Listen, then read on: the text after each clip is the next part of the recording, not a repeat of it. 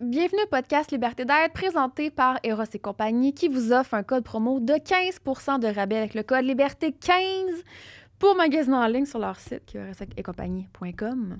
Je suis sûre qu'il y a des gens qui savent cette phrase-là par cœur, c'est assuré. Dites-moi le donc en commentaire. Le code promo, là, vous l'avez clairement dans la tête. Aujourd'hui, j'ai jasé avec Dr Paul Simard, psychologue, notre invité vedette qui est toujours en grande demande, et mon ami qui est coach PNL, Olénie Pelletier. Coach PNL, coach en séduction, professeur de danse, danseuse professionnelle. Bref, une femme incroyable. Puis honnêtement, aujourd'hui, on a parlé d'anxiété sociale, un sujet que ça faisait très longtemps que j'avais envie de jaser sur mon podcast. Ce que j'ai trouvé particulièrement intéressant de l'épisode, c'est qu'on pouvait avoir l'avis de la coach PNL et du psychologue, puis comme quoi que justement, ils se sont extrêmement bien complémentés. Il y avait beaucoup de nuances à travers l'épisode. Je suis certaine que vous allez en ressortir avec des outils concrets, que ce soit pour l'anxiété sociale ou toute autre forme d'anxiété que vous pouvez vivre, ou le stress, ou peu importe. Donc, prenez des notes, guys, parce qu'il y a du stock qui s'en vient.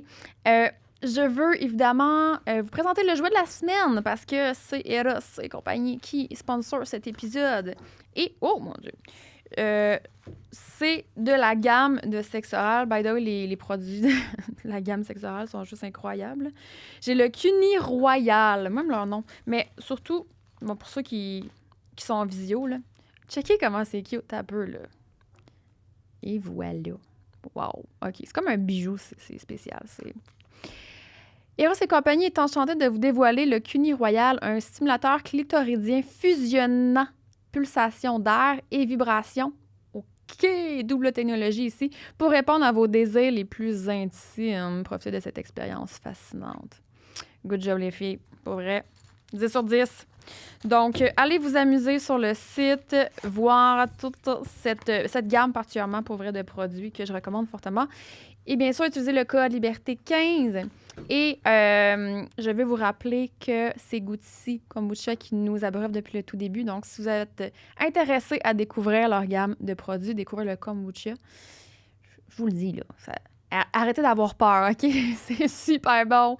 C'est bon pour votre santé, c'est bon dans la bouche aussi. Donc, avec le code Myriam10. Allez explorer et je vous souhaite une bonne écoute, puis j'espère que sincèrement que ça va vous apporter beaucoup d'outils. Laissez-moi savoir si ça vous a aidé, si vous avez trouvé des ressources à travers cet épisode-là. C'est toujours ultra flatteur. Donc, voilà, bonne écoute.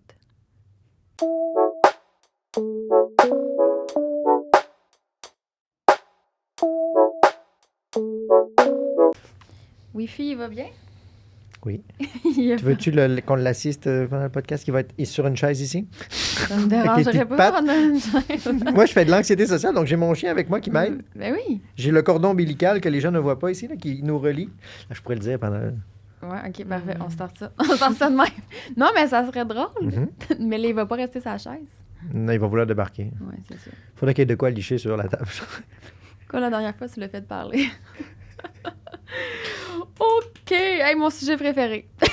L'anxiété sociale. Non, Let's go! Let's do this. On start ça pour 1h10 encore. On passe la journée ici.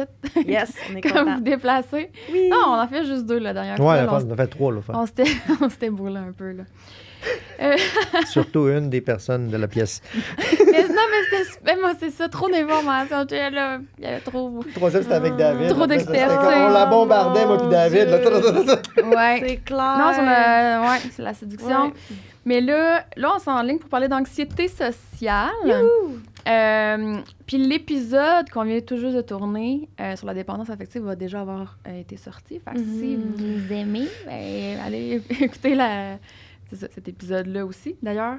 Puis Paul, comme je disais dans l'autre épisode, on a fait plusieurs ensemble, un grand habitué. Je vais vous laisser vous présenter encore, si jamais ça serait la première fois là, que les gens... Je commence. Oh oui! OK! Bon, donc, Olénie Pelletier, moi, je suis coach en programmation neurolinguistique, puis je me spécialise en séduction puis en transformation personnelle. Donc, j'ai une approche qui est 360, qui est mind, body, soul, parce que j'ai quand même une carrière de danse qui est très, très... qui est encore actuelle. Je suis plus en production puis en chorégraphe. Mais ça m'a apporté à vraiment comprendre l'humain beaucoup plus avec le langage corporel. Et ensuite, j'ai ouvert les autres notions. Et lorsque, justement, je fais du coaching en one-on-one, bien, je vais vraiment aider les gens à apprendre à se connaître mind, body, soul et apprendre à communiquer, même au niveau de la séduction comme ça. J'ai un programme de séduction aussi qui vient de sortir, qui est vrai... Oui! Je vais mettre le lien. Merci! Oui. Qui est vraiment cool parce que, justement, il permet d'aborder la séduction à partir du pouvoir intérieur de soi. Et c'est un programme qui est fait autant pour les célibataires que les gens en couple. Puis, même si tu n'as pas un objectif de dating prochainement, juste pour apprendre à te connaître, c'est vraiment fantastique. Ouais. Puis, moi, ce que j'aime dans la vie, c'est de simplifier des sujets qui ont l'air un petit peu plus complexes puis les amener d'une façon vraiment plus smooth dans l'humour aussi. Fait que j'ai un podcast qui s'appelle Rise Above avec lequel je fais ça. Ouais. Puis j'aime ça interagir avec les gens pour ça. T'sais. Donc, sur Instagram, quand on m'écrit, on me parle, j'adore ça, même si vous n'êtes pas un de mes clients. M'écrire d'un sujet que tu as entendu parler ou que ça vibre avec mon contenu, bien, ça me fait toujours plaisir. Ma passion, c'est vraiment l'être humain en général. Là. J'aime beaucoup ton podcast, pour vrai. Ben, je trouve ça Merci. intéressant parce que les sujets que tu parles, comment tu l'amènes aussi, c'est beaucoup imagé. Oui, Fait que tu me perds pas, justement, à travers. Puis c'est quand même court, ça, c'est des 20 minutes, fait que je vais marcher. 15-20 minutes, short Ouais. and sweet. C'est comme un petit quick fix, j'appelle ça de même. Là. C'est... Exact. Et toi, docteur Paul Simard, psychologue. Avec le titre psychologue, c'est Oui, ça. je sais, J'adore le je docteur. m'a assez... Ouais, c'est Pour ma parce que pierre tombale, moi, c'est sûr qu'il y en a un. Fait que quand je commence mon doc à 60 ans, là, c'est gratuit université à ce temps-là. Là, check-moi bien aller. c'est peut-être un doctorat honoris causa là, pour l'ensemble des réalisations dans la carrière. Des universités, des fois, ils font ça. Oh. Mais- ouais. Donc, je suis docteur Paul Simard, psychologue. Je reçois des gens en cabinet privé, donc seulement une clientèle adulte. Beaucoup de couples, puis beaucoup des choses qui touchent des blessures affectives, relationnelles. Donc, le sujet numéro 1 qu'on traite quand on vient ici Ouais. ensemble, fait qu'on va essayer d'apporter des nuances. Si les gens veulent des consultations avec moi, je suis contre les listes d'attente, donc moi, j'ai toujours de la disponibilité. J'ai construit un écosystème de services qui comprend pas juste des consultations, mais également des formations. J'ai un programme de questions confidentielles personnalisées à l'unité si les gens veulent le faire. Donc, il y a toutes sortes de détails. Cherchez mon nom sur le web, puis vous allez avoir toutes mes coordonnées. Tu as un groupe aussi. Ouais. Ouais. Tu fais des lives. C'est ça, pour répondre aux questions des Ouais, gens, c'est justement. Rendre la psychologie accessible. Tellement. Pas garder le savoir universitaire, là, tu sais, juste pour des consultations confidentielles. Donc, je veux l'ouvrir à la population Ouais. en général. Tellement important. Faut un Paul dans sa vie. C'est important. Ouais, puis ta chaîne YouTube aussi, t'as quand même plusieurs épisodes, là. Oui. Je sais que t'avais fait ton défi novembre. Psychoctober. Oh, oui, c'est ça. Ouais. Un défi qui consiste à faire une capsule vidéo par jour à tous les jours du mois d'octobre. Ouais. C'était ma 4e année que je le faisais. Je les ai écoutés. OK, anxiété sociale. Je me gardais ce sujet-là. C'était après 2 ans de podcast. Je sais pas pourquoi que je l'avais jamais abordé. Je pense, particulièrement depuis la pandémie, que, en tout cas, j'ai pas les stats, vous pourrez me le dire, là, mais que ça concerne beaucoup de gens. J'imagine que c'est un genre de spectre, puis qu'on peut être beaucoup affecté comme pas du tout. Mais tu sais, Ouais. y a-tu vraiment des gens qui n'ont pas du tout, c'est-à-dire, tu sais, un petit stress à rentrer en contact avec les autres? Mhm. On pourrait peut-être différencier stress et anxiété Ouais, pour rentrer ça, dans les j'allais dire, nuances. Ouais. Moi, j'aimerais dire que le stress est une réponse adaptative de mon corps face à un danger imminent réel. Mhm. Ouais. Alors que l'anxiété, c'est une réponse adaptative de mon corps face à un danger potentiel, peut-être théorique, au cas où contextuel. On Ouais. est dans l'imaginaire. Ouais, c'est Ouais. ça. Oui, vraiment. Puis il y a 3 sortes d'anxiété. 3 sortes de mix là, de réponses de stress avec de l'imagination. Il y a celle de scénario, il y a celle contextuelle et il y a celle somatique Mhm. dans son corps. OK. Puis celle que tu veux aborder aujourd'hui, d'anxiété sociale, on Ouais. pourrait dire que c'est un mix de scénario et de contexte. Ouais. Qui peut donner Des sensations symptômes physiques. Puis, ouais, Fait que voilà. j'étais comme- C'est pour ça que c'est une famille, les Ok. troubles anxieux. Il y a beaucoup d'interconnexions. OK, mon Dieu. C'est intéressant. Fait que ça serait quoi l'anxiété sociale, la définition, dans le fond, que les gens... Je vais prendre ma feuille. Non. Prends ta feuille. Prends ta feuille. Donc... Moi, je pense que c'est une réaction. Ça tu sais, serait quoi? c'est Ouais. une crainte, une grande crainte ou des préoccupations excessives en lien avec un contexte social que la personne va se sentir soit obligée d'y aller ou qui déclenche en dedans d'elle une crainte, comme par exemple d'être observé, d'être jugé Ouais. ou d'être mis tu sais, dans une performance qui pourrait peut-être échouer. Puis juste le fait d'être observé par autrui, la présence des autres qui observent, déclenche cette réponse-là là, de comme si c'était dangereux. Mhm. Ben, il y a Ouais. aussi le manque de sécurité. Tu sais, quand il n'y a pas assez de contrôle sur l'endroit où est-ce qu'il s'en va, c'est qui va être là, les gens qui vont être là, le fonctionnement il est comment. Tu sais, tantôt que tu parlais des festivals, s'il y a une ligne aux toilettes, s'il y a ci, si j'ai besoin de ta. Tu sais, il y a plein de contextes que la personne, c'est vraiment un inconnu. Il y a un genre de contrôle qu'elle n'a pas sur la situation. Fait que c'est comme dans un contexte social aussi. Exact. Oui. Puis, tu sais, tous les symptômes que ça peut amener, ça... Tu sais, là, on comprend que c'est des scénarios qu'on se fait dans le sens que là, on appréhende que quelque chose pourrait arriver, dans le fond. Oui. Mais tous les symptômes que ça peut créer, tu sais, à l'intérieur de soi, je pense que c'est autant physique que psychologique Mhm. Ouais, à tous les niveaux, là. Puis ça amène vraiment un focus qui rétrécit. Tu sais, ça ferme l'ouverture carrément, puis tu t'es complètement déconnecté de ton corps. Pas compliqué. Fait en plus de ça, quand tu es complètement déconnecté de ton corps, tu as beaucoup plus de chances de faire des erreurs, d'arriver dans une situation qui te convient pas, de vivre une mauvaise expérience. Il y a plein d'affaires qui se passent par rapport à ça, tu sais. Puis puisque tu refermes la perspective, ton focus détermine ta réalité. Donc quand tu deviens anxieux, tu focuses sur la catastrophe possible de ton imaginaire et éventuellement, ça devient peut-être la réalité. Donc tu confirmes ton anxiété avec la réalité qui vient de se passer. Tellement. C'est ça pareil, parce que si tu décides que tu veux voir des autos rouges sur la route, tu vas en voir. Puis tu vas te dire qu'il y en a plein, même s'il y en a juste 2 qui ont passé puis 300 blanches. Fait qu'au niveau social, si tu as une anxiété sociale, tu sais qu'il va se passer ci, ça, tu vas avoir mal au cœur, il va y avoir trop de monde aux toilettes, genre tu vas avoir des bouffées de chaleur, il va y avoir trop de bruit, il va y avoir trop de ci, tu vas manquer d'espace, tu vas vivre tout ça. Pourquoi? Parce que tu t'en vas dans cette direction-là, vu que ton focus est là. C'est pour ça que c'est traite. Il y a beaucoup de gens C'est qui pas facile résistent de se contre ça. Là. Puis ils se disent ah, là, je suis tendu, mais je devrais pas être tendu. Ça, c'est la pire affaire à faire.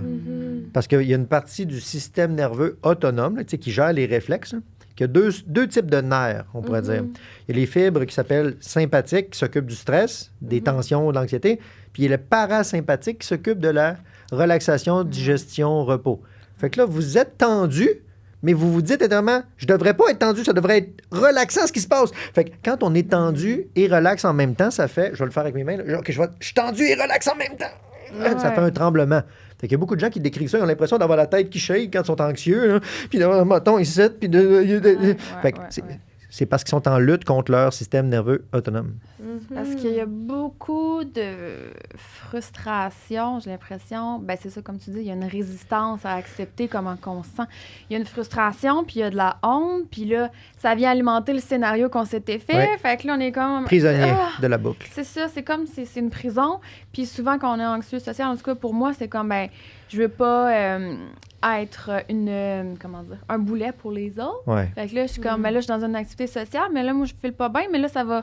Tu sais, déjà que moi, je suis comme en crise de pas bien filer, ben là, ça a un impact sur l'autre qui est avec moi, qui est comme, ben là, il va s'occuper de moi, mais là, je vais gâcher son moment. Puis là, let's go, on repart dans un autre boucle. C'est de se rattraper. Mais l'anxiété, c'est pas une maladie à la base. Non. Fait qu'il faudrait que les gens ils puissent l'accueillir ou le normaliser. Là. Parce que je vois parfois passer sur les réseaux sociaux des gens qui disent ben moi, c'est sûr que je ne vais pas à l'école parce que je suis anxieux ou je veux avoir le droit de reprendre mon examen parce que je suis anxieux. Là, on voit des vagues de sympathie et des vagues d'antipathie. Il y a autant de gens qui jugent que des gens qui acceptent. Oui, c'est ça. Et en psychologie, nous, ce qu'on va essayer de faire, la distinction, la psychologie professionnelle psychodiagnostique, ça va être de faire la nuance entre est-ce de l'anxiété ou un trouble anxieux? Oui. Parce que c'est pas la même chose. OK. Non. L'anxiété, c'est normal. Le trouble anxieux, c'est une perturbation fonctionnelle. OK, donc c'est normal de vivre de l'anxiété. Tout le monde en vit. Tout le monde en vit. C'est ça. dangereux de ne pas en vivre. C'est prouvé que les gens qui vivent pas d'anxiété vont plus en prison, meurent plus jeunes, il y a tout ça. Parce que tu n'as pas de risque, tu n'as pas de peur du outcome de rien. Donc, dans ta tête, il n'y a pas de risque. Donc, les gens qui ont un niveau d'anxiété trop bas, c'est dangereux pour leur vie. Ouais. Il n'y a comme pas de protection. Non, ça. il n'y a pas de C'est ça. filtre. Ce fameux filtre-là, tu sais, un bon exemple, là, et en même temps, tu sais, Will Smith, tu sais, il est en détresse psychologique, on s'entend, tu sais, quand il a frappé Chris Rock. Mais ce filtre-là, qui habituellement ferait une anxiété, genre, je peux pas faire ça, même si j'ai une grosse charge émotionnelle, parce que, tu sais, les autres vont penser ça, la reconnaissance sociale, Là, lui, il a, tac, passé autour de ça, Passage à l'acte. pac, il a passé l'autre bord, tu sais. Mais c'est ça, c'est que ça nous bouffe nos ressources d'adaptation. Ça nous met en mode survie. Puis plus qu'on devient prisonnier de ce mécanisme-là de survie, on va même oublier comment mettre en place de l'hygiène de vie. Oui. Fait que ça va être important de reconnaître la vraie fonction de l'anxiété avant d'essayer de l'éliminer. Exactement. C'est l'hormone de stress qui nous éveille le matin. là. Quand Ouais. ça compense, là, il y a un mix entre la mélatonine qui baisse puis le cortisol qui monte. Ouais. Fait que juste dans le bas de site, là, derrière la nuque, là, dans le tronc cérébral, il y a une patente qui s'appelle la formation réticulée. Là. C'est une espèce de Ouais. twist de même. Puis quand il arrive une dose suffisante de cortisol, ben, clouc, ça nous réveille. Ouais. Fait que si ça peut avoir un rôle avec la fonction d'éveil, ça peut également avoir un rôle avec l'hypervigilance. Oui, Mhm. c'est ça. Donc, c'est quand que ça devient justement problématique à ce moment-là. Ben, je veux dire, que c'est comme diagnostiqué, que là, ça devient handicapant, dans le fond, dans ton quotidien. Ça Ouais, t'empêche de faire des choses. Il faut que ça soit cliniquement significatif dans la souffrance ou la détresse que ça crée. Mhm. Puis ça, c'est pas évident, là, évaluer la souffrance significative. Là. C'est un des actes, on pourrait dire d'ailleurs, réservés pour les professionnels de la santé, Ouais, là, le fait de vraiment, pouvoir faire du psychodiagnostic Ben ou de oui. l'évaluation Ouais. des troubles, Ouais. mais gérer l'anxiété de base, ça, n'importe qui pourrait le faire. C'est Là. un état. Mais le traitement du trouble, ça aussi, c'est un acte réservé. Ça, c'est très important parce que justement, avec les réseaux sociaux, avec l'émergence des coachs, il y a énormément de personnes qui se disent qu'ils traitent le trouble OK. et Ouais. ça, c'est non. C'est Parce même que- illégal. Hein? C'est même illégal C'est au Québec. illégal. Mhm. Donc, tu sais, ça va en parler, ça va le partager, mais non. Le trouble, Ouais. non. L'état anxieux, ça se transforme, ça se gère, on apprend à réguler. Le trouble, Ouais. c'est un diagnostic d'un professionnel de la santé, psychologue, psychiatre, on s'en va là, tu Tu sais. peux faire un diagnostic. Vraiment. Ouais, c'est ça. Je comprends. La médication par rapport à ça, je pense que c'est en hausse. Hein? Tout ce qui est anxiolytique. J'ai pas vu de hausse. Moi, dans ma pratique auprès des Non? gens, ben, peut-être parce que je suis un petit peu mélangé, moi, de toute façon, avec souvent des histoires d'anxiété ou de troubles anxieux. Fait que- mais j'ai pas vu de hausse dans les clients qui me Ok. rapportent ça. Parce que moi, je sais pas, j'ai pas de stats à l'appui, mais au Québec, au niveau de la médication, on est quand même assez élevé, là. Il me semble, dans mon souvenir de ce que j'avais lu, on Possible. était... T'aimes pas Possible. ça quand j'aborde ce sujet-là, la médication? Oui, oui. Mm. Mais c'est parce qu'il y a souvent des grandes confusions au niveau de... Ouais. C'est pas tous les médicaments qui sont pareils. Non, Comme c'est il y a des ça. familles de médicaments, comme mettons des anxiolytiques, Ouais. puis il y a des antidépresseurs, Ouais. Puis tout il y a ce qui des touche, antipsychotiques, il y a Ouais. des sédatifs hypnotiques, puis ils peuvent tous être utilisés, ces classes-là que je t'ai mentionnées, pour aider une personne anxieuse. Mhm. OK. Donc, c'est pas parce que ça a le nom, notamment antidépresseur, que c'est juste utilisé pour des personnes en dépression. Ouais, ouais, C'est je parce que comprends. la avec famille de médication, elle a Mhm. été étudiée scientifiquement avec des populations dépressives. Mais depuis 40 ans, ils l'ont testé sur plein d'autres populations. Fait que quand on dit qu'il y a une hausse de médication, c'est de quoi qu'on parle? On parle-tu de plus d'anxiolytiques? Ouais. On parle-tu de plus d'antidépresseurs? Plus de sédatifs hypnotiques pour dormir? Moi, là, ce que j'avais lu, c'était ça, l'anti-anxiolytique et tout ce qui touche au TDA. Que Ouais. Je sais pas c'est quoi Ça, c'est la famille, classe de là. famille des psychostimulants. C'est une autre classe de médicaments. Ouais, c'est complètement autre chose, ouais. Mais oui. C'est qu'il y a beaucoup d'éducation à faire sur la gestion de l'anxiété, la gestion du stress. On est quand même dans une société où est-ce qu'on a beaucoup, beaucoup plus de stress. On se met énormément de pression. Il y a beaucoup l'éducation qui est dans le milieu de la pression. Les parents, ils vivent la pression, donc les enfants ressentent de la pression. Tu sais, ça va vraiment loin. L'accès à la nature, il y en a de moins en moins. Le coût de la vie a augmenté. Donc, il y a plein de facteurs qui deviennent vraiment des gros stresseurs.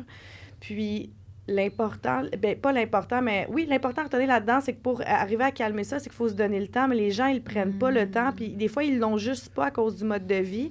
Donc, c'est là que des fois, la médication arrive avant le traitement, d'apprendre à la gestion des émotions pour calmer. Puis souvent, moi, j'ai un médecin qui est vraiment génial, mais elle, je sais quand elle a prescrit quelque chose, elle est toujours, je te laisse ça, mais je veux vraiment que tu suives un accompagnement pour apprendre à gérer aux côtés. Parce qu'on ne fera pas juste un et pas l'autre. Tu sais, les deux ensemble, ça fait des merveilles parce que tu veux calmer. Tu sais, je parle d'une madame, mettons, qui vit des gros troubles anxieux. Mettons, elle est monoparentale. Elle a ses 3 enfants. Le mari n'est pas là. Elle travaille temps plein, puis elle commence elle vit un épuisement. Mais elle ne peut pas arrêter de travailler parce que ses enfants vont être renvoyés quelque part. Elle n'a pas de famille autour. Tu sais, juste ça, elle est comme... Juste la médication va lui aider à reprendre le dessus pour être capable de subvenir à sa famille en même temps qu'avoir son traitement, tu comprends? Ouais. Mais la meilleure solution, selon moi, quand on a ça, c'est vraiment d'apprendre à gérer par soi-même parce que les stresseurs vont continuer d'exister autour Exact. de soi. Fait que- Mais la médication, c'est un outil qui est quand même très important. Puis s'il est là, il n'est pas pour rien quand on en a besoin, puis ça peut être vraiment aidant. Mais ça, c'est mon opinion personnelle. C'est vraiment ça, là. Ben, c'est une belle nuance, c'est Ouais. ça que tu amènes. Puis, tu sais, je me souviens pas la première épisode qu'on a fait ensemble que tu avais dit... On était venu sur le sujet de ça, de la médication, justement, des antidépresseurs versus... ben, je me souviens plus là, comment tu l'avais formulé, mais je sais que ça... Sur ça les avait bien pogné, là. méta-analyses. Oui, Oui, c'est ça. c'est C'était ça. l'extrait, je crois, où je disais que sur 40 ans d'études scientifiques qui ont fait des bilans des études scientifiques, c'est ce qu'on appelle une méta-analyse pour checker l'efficacité des antidépresseurs. Puis le résultat disait que sortir une personne de dépression, ce n'est pas l'antidépresseur qui est le facteur numéro 1. Non, c'est ça. Puis là, les gens avaient beaucoup réagi à cet extrait-là, puis ils demandaient la source. Là, je l'avais mis sur Facebook, d'ailleurs, dans l'extrait. Mais c'est que c'est le changement dans le mode de vie qui va sortir une personne de dépression. Oui, Mais parfois, pour y arriver, c'est ça. ça se peut que ce soit en deuxième, le facteur, ou le troisième ou quatrième, c'est qui va servir de point d'appui. Oui. Parce qu'une personne qui est en détresse, en désorganisation, si le médicament permet de réduire l'amplitude de la crise, peut-être que là, on peut mieux le travailler ensemble. Donc, de concert avec les médecins, moi, quand je fais un plan de traitement psychothérapeutique pour des patients, ben, je suis bien content de travailler en collaboration avec les médecins ou les psychiatres. Hein. Vraiment. Mais c'est pas la source numéro 1. Non, c'est ça. Je comprends tout à fait, là. C'est vraiment... Il faut, c'est ça, tu intéressant. sais, c'est une équipe. Tu sais, ça, c'est Ouais. vraiment une équipe. Ouais. C'est comme de Exact. travailler un gros reflux gastrique, tu sais, puis il faut que tu changes ton alimentation. Puis là, tu as de la misère à manger parce que le reflux, il est en crise. Fait que tu es C'est comme, ça. oui, il faut que tu changes ton alimentation, mais il faut qu'on calme l'effet de la brûlure, tu sais. Ouais. Mais si tu prends de la médication de ton reflux gastrique toute ta vie, mais tu ne changes pas ton alimentation, Exact. c'est contre-productif, tu sais. C'est ça. Ouais. Mhm. Puis des fois, on a l'impression justement qu'on peut pas, comment dire, tu sais, comme l'exemple que tu donnais, c'est un peu, on sent en mode survie qu'on peut pas, on n'a pas le droit ou la capacité d'être malade ou de ne pas être fonctionnel durant un certain temps, tu sais. Fait que c'est de prendre ça pour... Il y a quelque chose que moi m'a aidé, c'est que moi j'ai fait une grosse épisode de choc post-traumatique complexe. Fait que j'ai un diagnostic de ça, tu sais. Puis après ça, on s'est rendu compte que je faisais de la douance, puis j'étais HP, puis HPI, HPE. Là, ça a fait beaucoup de sens dans beaucoup de choses, tu sais.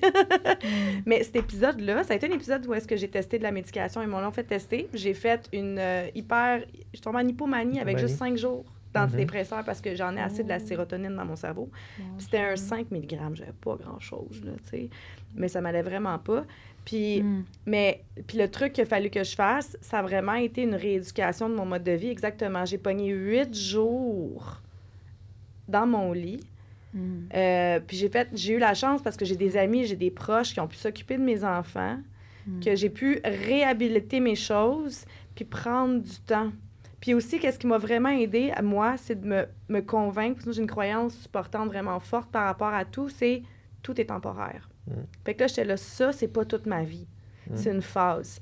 Puis si je l'accepte pas, puis je travaille pas avec ma condition présentement, avec mon système nerveux où il est rendu présentement, puis que je mets pas mes limites dans tout ça, bien, je vais juste comme toujours être en train de me mettre un couteau dans la plaie, tu sais.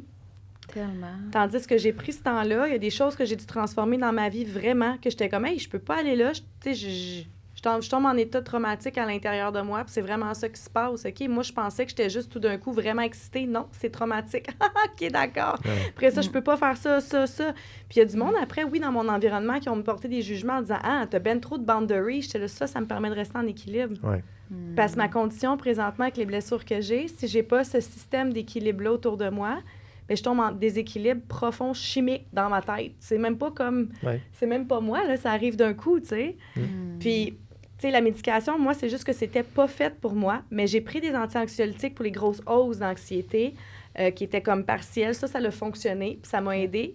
Puis après, c'est moi qui ai tout traité, puis j'ai fait une équipe. Là. J'avais psychothérapeute, j'avais psychiatre, j'avais docteur, j'avais naturopathe, j'avais comme acupuncteur. J'étais comme blindée, tu sais. Mais c'est pas tout le monde qui a cette chance-là. Donc, tu sais, d'arriver et de se dire aussi que tout est temporaire. Même ton état anxieux, si tu viens d'anxiété sociale, c'est temporaire. C'est pas toute la vie, tu sais. 100%. Mais je trouve ça le fun de vous entendre en parler parce que, je trouve que c'est important de le normaliser puis de faire la nuance. Ouais. Je voulais aller à la racine, justement, de l'anxiété, encore une fois, un peu comme le sujet tantôt, à savoir, ça vient-tu de notre enfance? Y a-t-il des expériences qu'on a vécues qui ont fait en sorte que, justement, on est plus porté à avoir ça? Bien, étant donné que moi, j'essaie d'avoir une approche très biomécanique là-dessus, sur l'expérience de stress. J'essaie de décomposer qu'est-ce qui pourrait expliquer dans le mode de vie d'une personne là, qu'il vit des tensions. Là. Puis là, ça prend des fois un regard très contre-intuitif pour examiner ça, les racines physiologiques de l'anxiété. Ouais. Je vais te donner un exemple. Un jour, là, j'invente des histoires, je réarrange des histoires de patients quand je suis là, mais un jour, j'ai un patient qui préférait regarder Netflix plutôt que de traiter son diabète. Puis là, effectivement, il n'a pas traité son diabète. Il a écouté Netflix, mais ça s'est tellement empiré qu'il a fallu qu'il se fasse amputer une jambe puis qu'il est devenu aveugle. Fait qu'effectivement, maintenant, il écoute Netflix, il ne peut plus le regarder. Fait que, parallèlement, là, je réarrange encore des histoires, c'est pas une vraie histoire de patient. Le patient qui souffrait d'anxiété sévère, là, puis en examinant sa condition de vie, on a découvert qu'il déjeunait pas le matin. Puis il soupait pas le soir non plus. Fait qu'il faisait juste un dîner. Puis là, il se demandait pourquoi le matin, il était hyper tendu, puis il pensait qu'il faisait un trouble anxieux qui avait été diagnostiqué par son médecin. Mais je lui ai proposé, et si tu intégrais un déjeuner le matin, on va pour voir. Puis juste parce qu'il s'est mis à déjeuner, il a régulé son diabète qui s'est mis à mieux aller, fait qu'il faisait plus d'anxiété. Voyons, on pensait que l'anxiété, ce n'était que dans la tête. Mais non. Prendre soin de son hygiène corporelle, là, c'est super important. Puis juste le fait de connaître là, les peut-être 10, 12 besoins corporels, là, c'est super puissant. Puis je vais vous faire une démonstration de une, si vous êtes d'accord. Oui, vas-y. OK. Fait que le premier, ça serait Tu m'intrigues. sommeil, Ouais. bouger. Ouais. Ça, c'est l'activité physique modérée régulière. Ouais.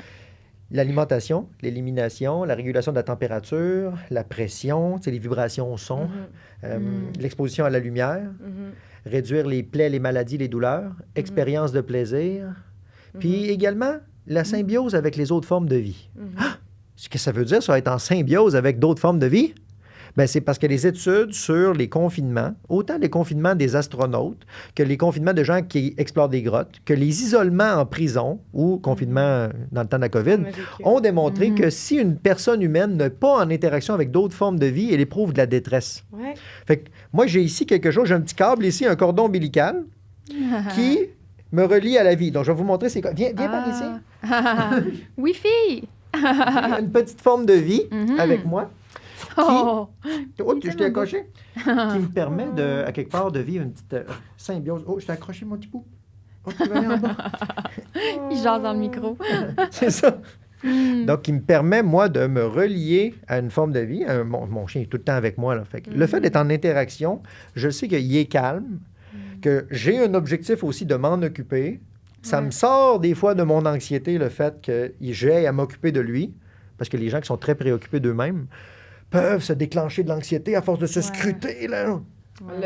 D'être trop self-conscious. Là, c'est ça. Ça, c'est too much. Ouais. Là.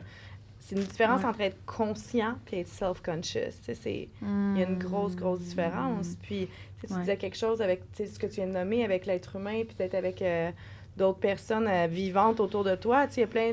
Tu sais, les études sur les bébés, là, quand il y avait 2 bébés en orphelinat, un qui se faisait jamais regarder, parler, ni rien, juste nourrir. Puis l'autre, il recevait de l'amour et tout, mais il y en a un qui se laissait mourir.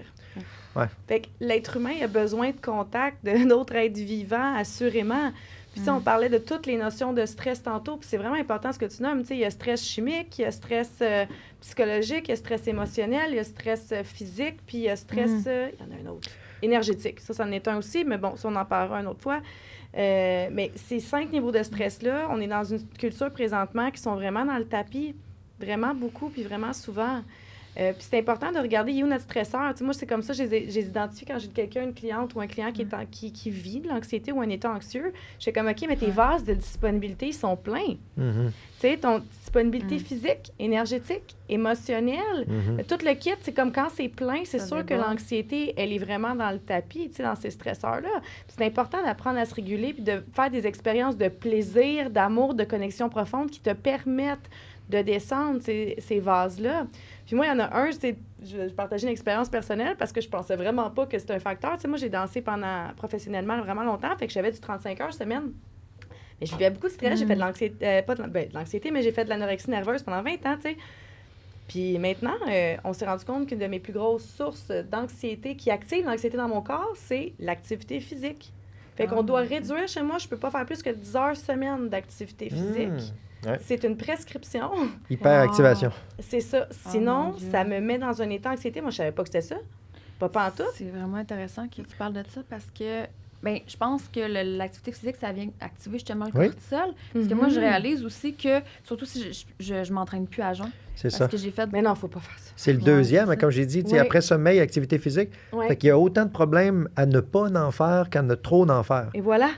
Les coachs olympiques, là, des athlètes olympiques, là, le plus gros défi qu'ils ont dans l'entraînement avec les athlètes, c'est bien souvent, pas tout le temps, bien souvent, les périodes de repos. Parce que sont jeunes, sont en forme, ils ont de l'énergie, puis ils se disent, bon, ben, je vais aller faire un petit 10 km de jogging pour le plaisir après-midi. Ouais. Mais l'athlète, lui, il est dans le plaisir, mais l'entraîneur, il sait que si tu ne fais pas ta phase de repos suffisante, tu n'auras pas la récupération qui va te permettre de donner ton edge après lors de la compétition. Mais on touche à un sujet fondamental, Ouais. Ouais, le repos. Ah ouais. Oui. Parce que et ça voilà. revient un petit peu à ce qu'on disait tantôt, on parlait de créer de l'espace, à quel point on avait peur de créer de l'espace. Ben, j'ai l'impression que on revient un petit peu au même, de comme le repos, c'est... On ne sait pas comment faire. Puis, tu sais, puis on a tellement de sources de distraction. Oui. Puis, à tous les gens que je parle ici, on se sent coupable, on sert à rien, on se sent pas valorisé. Il y a comme un besoin aussi de performer, de contrôler, de comme... Faire. C'est ça. Ouais. Ça semble être un défi pour beaucoup de C'est gens. parce que le repos, ça n'appartient pas à faire, ça appartient à être. Être reposé, être détendu. C'est pas faire détendu qu'on dit. Hein? Fait qu'il faut comprendre qu'est-ce que ça veut dire le verbe être pour pouvoir, on pourrait dire, passer de l'action à enlever le pied de l'accélérateur pour commencer à décélérer. Donc, juste le fait de se désengager d'une action, se donner une période, une fenêtre de transition là, entre le moment, par exemple, de travail et le moment de retour à la maison, des fois, c'était quelque chose qui reposait les gens puis qui les aidait à se préparer pour leur activité familiale. Ouais. Puis dans le télétravail ou dans la pandémie, quand il y a eu le confinement, tout le monde à la maison, il n'y avait plus cette période-là de transition. Ouais. Fait que les gens se sont mis à être super performants au travail et super épuisés aussi bientôt après. Ouais. Ouais. Parce que ça prend quelle forme, mettons, le repos? Mais moi, j'invite ça, j'appelle ça des moments, c'est des états séparateurs. Avec mes Ouais. clients, je fais toujours ça, tu sais, parce que des fois, je vois des mamans, je dis souvent des mamans parce que j'ai beaucoup de femmes dans mes clients, là, tu sais. Ils finissent de travailler à 5 heures, à 5h15, ils sont déjà à garderie, à 5h30, ils sont à la maison. Il n'y a jamais de moment séparateur. J'ai dit, tu dois te créer des états séparateurs. Même si c'est 15 minutes dans ton auto, tu fais du breathwork, tu fais 15 minutes de breathwork. Là, tu es rendu dans ton rôle de je m'en vais chercher mon petit loup à la garderie. Rendu là, rendu à la maison, tu le mets devant des dessins, tu refais une autre respiration ou tu vas laver tes mains, tu changes de vêtements. Créer des états séparateurs pour revenir à une forme de neutralité. Sinon, on est toujours en train de revenir puis de toujours prendre comme un autre bagage. Puis là, tu arrives le soir, puis tu te couches, puis tu n'as même pas fait d'état séparateur. Le monde, il se nomme devant une télésérie, puis ils s'endorment sur le divan ou ils s'endorment dans leur lit. Puis le lendemain, c'est quoi? On recommence. Fait qu'après ça, le vide, c'est quoi finalement? Le vide, c'est de plus être, c'est juste de faire. Pour moi, c'est ça la notion de vide. Je me sens vide dans ce temps-là. Ouais, complètement C'est déconnecté. carrément ça. Puis oui, après ça, on est sur un pilote automatique. C'est dur d'enlever le piton. Puis surtout que ça active le SNA, le système nerveux automatique. Lui, là, il est sur le piton automatique. Fait que quand c'est comme, OK, là, il faut que je me repose. Le corps arrête, la tête fait, hey, c'est-tu quoi? Moi, t'es encore allumé, moi, là. Fait que là, t'as 15 hamsters sur la dérale qui sont crinqués noirs, qui sont dans ta tête. C'est carrément ça, tu sais. Puis moi, avec mon HP, c'est ce que ça fait, tu sais. Quand j'arrive, cet hiver, j'ai dû avoir un mois de repos parce que j'avais quelque chose d'immunitaire qui m'avait vraiment attaqué. Là, j'étais vraiment fâchée parce que je fais de l'hyperactivité physique et mentale, moi. Fait que là, quand le physique, il faut qu'il arrête, là. Mental, là, c'était quoi, tu penses? Il virait de C'était soi. épouvantable. Puis là, mon médecin, elle me disait tout le temps, elle me disait, OK, mais là, tu vas trouver une activité. Là, ma naturopathe, elle dit, ben là, tu vas te mettre à faire des casse-têtes. Je comprends pas. Moi, je fais 1500 à 2h30, là. C'est Fait que ça. là, des casse-têtes, là, mon hyperactivité mentale, moi, je peux, là. Là, j'ai appris à faire des petits diamants. C'est long. C'est ça, j'ai vu chez toi. C'est tellement long. Le tricotage. Je tricote. Hey, j'en ai tricoté des doudous dans le temps des fêtes, OK? Tout le monde a eu des chandails, des doudous, mais ça, HP, je suis douée dans tout. Commence un hobby. Parfait. Tu sais, tout de suite, là, je suis bonne, je suis rendue une maître, je vais repartir une business de tricot. Fait que là, je peux pas partir une petite business de diamants, mais on va faire des diamants. C'est bon. C'est ça. Fait que tu sais, là, le shutdown mental, puis là, j'arrive dans un espace de repos, puis là, je suis comme, tu sais. L'espace de repos, c'est-tu comme qu'il y a un certain flow? Parce qu'on dirait que c'est ce que j'ai ressenti quand tu as dit, justement, tu sais, mettre les petits diamants. Ouais. C'est que c'est Oui. comme ça m'a amené, c'est ça. C'est la contemplation. Il y a un flow, là. Moi, Ouais. c'est quand je danse, là. Tu sais, il n'y a pas de temps, il n'y a pas je pense à rien. Ouais, c'est ça. dans le fond. C'est Donc, ça c'est pas l'affaire, nécessairement de ouais. rien faire parce que je Non, danse, donc je fais quelque chose. Il y a des gens qui mais... l'expérimentent quand ils vont dans la nature. Tu sais, Ouais. Ils marchent, Mm. ils se promènent, mais là, leur attention est en mode attention involontaire. Ça veut dire qu'ils n'ont pas une cible précise à regarder. Ils promènent leur attention flottante. OK, un peu là, un peu là. Ah, je savais pas qu'il y avait telle couleur d'arbre ici. Ou ah, tiens, il y a de la boîte, on va faire le tour. Puis ça, cette attention-là flottante, c'est quelque chose qui est très reposant. Mhm. Ah, Parce mon que Dieu. biologiquement, là, on n'est pas fait pour être toujours focus sur une tâche, focus Non, sur l'autre tâche, c'est focus. ça. Mais on est capable de se maintenir dedans. Ouais. On a appris à le faire. Fait que c'est comme Ouais. si nos compétences culturelles nous sont en train de nous dénaturer un peu. Là. Ouais. Mais autant pour le meilleur que pour le pire, là, parce qu'il y a des gens qui ne savent pas gérer leur côté naturel puis qui ils le déversent sur les autres ou ils font Ouais. mal aux autres. C'est ça. Mais il y a des gens aussi qui auraient besoin de connecter avec leurs véritables besoins physiologiques Mhm. pour se reposer. Mais non, ils n'ont jamais appris comment. Ils se sont ça. toujours Ouais. valorisés dans le faire. C'est un apprentissage. Oh, mon Dieu. C'est comme, moi j'aime bien dire qu'il y a faire, puis il y a le parfaire. C'est la perfection. Et autant que le pare-brise bloque la brise, ben la perfection bloque le faire. Fait que c'est comme chercher le coin du cercle. Ça serait... Ça Puis- serait quoi parfaire, ce que... Mais parfaire, c'est vraiment tu sais, C'est de vouloir aller plus que perfection. faire. OK. C'est comme chercher le coin du cercle. Ouais, Je vais te mettre un ouais. cercle, là, puis vas-y, Myriam, trouve le coin du cercle. Donc, Vas-y, c'est de vas-y. vouloir- C'est de faire C'est en- impossible, il n'y en a pas de coin dans un cercle. Ouais, Fait que là, ouais. cherche. Fait que là, cherche quelque chose qui n'existe pas. C'est bon, les filles. Toi, tu serais capable de le trouver, je pense. On va te trouver un coin de cercle. Ouais. C'est sûr, Mais- et certain, va faire comme. Ici! On, C'est ça. on a touché à quelque chose, justement, qui je pense, empêche certaines personnes de réellement se reposer. C'est que là, quand tu te mets à rien faire, Ouais. Ouais. là, le cerveau kick. Ouais. Fait que c'est d'essayer des affaires, j'imagine, de trouver sa petite formule à soi, que ce soit la Vraiment. méditation ou Il y quelle a, activité le nous breathwork, convient. ça marche tellement Ouais. bien parce que, tu sais, des respirations en 4-6, quand t'en fais pendant une demi-heure avec des rétentions, t'es Ouais. comme buzzé, là. Mais c'est Ouais, moi, tellement j'adore, dur j'adore. faire ça qu'il y a beaucoup de gens qui vont refuser de faire les exercices de respiration parce qu'ils trouvent, ben oui, je respire, là, genre, je fais. C'est comme si c'était trop rapide. Fait que moi, dans mon bureau, ce que je vais recommander, c'est d'abord une approche de réduction des méfaits. On va partir de là où tu t'abuses toi-même dans l'action infinie, Ouais. puis on va essayer de réduire quelque chose. C'est pour ça que je te parlais de lever le pied de l'accélérateur. Ouais. Fait qu'on va réduire les méfaits, on va réduire les actions dommageables, Mm. mais on va laisser la personne continuer de faire des choses excessives, là. Ouais. Parce que réalistement, on veut développer une compétence. Phase 1, réduction des méfaits. Ouais. Phase 2, neutralisation de la charge, notamment avec des Mm. exercices de contact avec le présent, la respiration. Mm. Et phase 3, création de choses qui vont être des facteurs de résilience, des facteurs de protection préventif. Mais mettons qu'on passe quelqu'un là, qui est dans l'action, là, puis qui est en épuisement professionnel, mais il continue pareil. Puis on dit, Ouais. va te ressourcer en vacances. C'est tellement Mais non. gros l'écart Non, que c'est ça, ça la marche personne, pas. elle va exploser. Là. Ouais. Ouais, Il y a ouais. des gens, quand la transition est tellement grande entre... Mais figurez-vous un véhicule qui va à 200 km/h, là, en 6e vitesse sur l'autoroute, qui enclenche la première vitesse tout d'un coup. Là, chlon! Ça va faire Ouais. boum! La personne, elle va sortir par la vitre d'en avant. là. Des fois, on Ouais. essaye des affaires drastiques. C'est ouais, trop. Tu tombes malade souvent, tu vois le corps lâche. Ouais. Tu sais, quand les gens disent, ah là, je tombe en congé, mon corps vient de lâcher. Exact. C'est une observation fréquente, ça. Ça arrive Ouais. tellement Ouais, souvent, là. C'est tellement intéressant comme quoi que tu sais, les piliers de la santé, justement, c'est beaucoup par rapport à l'hygiène de vie, tu sais, Ouais. autant psychologique que physique. Ça, je trouve ça passionnant. Puis je veux vraiment je veux aussi qu'on parle de la sécurité intérieure puis de tout ça, des outils finalement. Mais moi, il y a des sujets que je voulais vraiment traiter D'accord. parce que je me sens Ouais. concernée. OK? Vas-y, vas-y. Fait que, mettons qu'on y va dans les peurs, les appréhensions, parce qu'on dit que justement, c'est un des scénarios qu'on se fait par rapport à l'anxiété. J'aimerais qu'on décortique un peu ces affaires-là, puis comment qu'on pourrait s'outiller, mettons, OK? Il y avait comme, là, j'avais noté la peur du jugement. Moi, personnellement, là où je me sens très concernée, c'est par rapport à la peur d'être déstabilisée.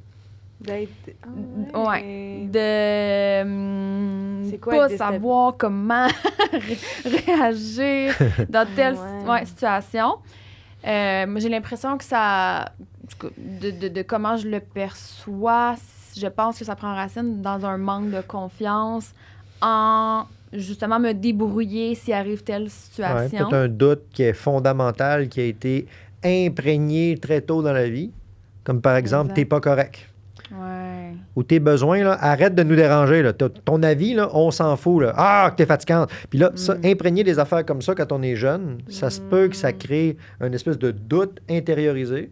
Puis là, quand on grandit, notre ego, là, il prend le relais de ces attaques-là. Puis là, il devient encore meilleur pour nous administrer la punition qu'on avait eue étant jeune.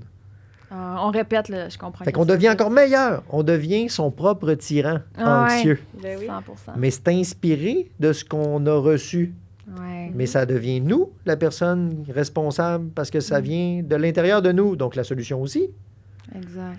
Mais, tu sais, toutes ces peurs-là, j'ai l'impression qu'il y a énormément de choses qui prennent racine dans un manque de confiance ou un manque d'estime. Tu sais, si on regarde, mettons, peur du jugement,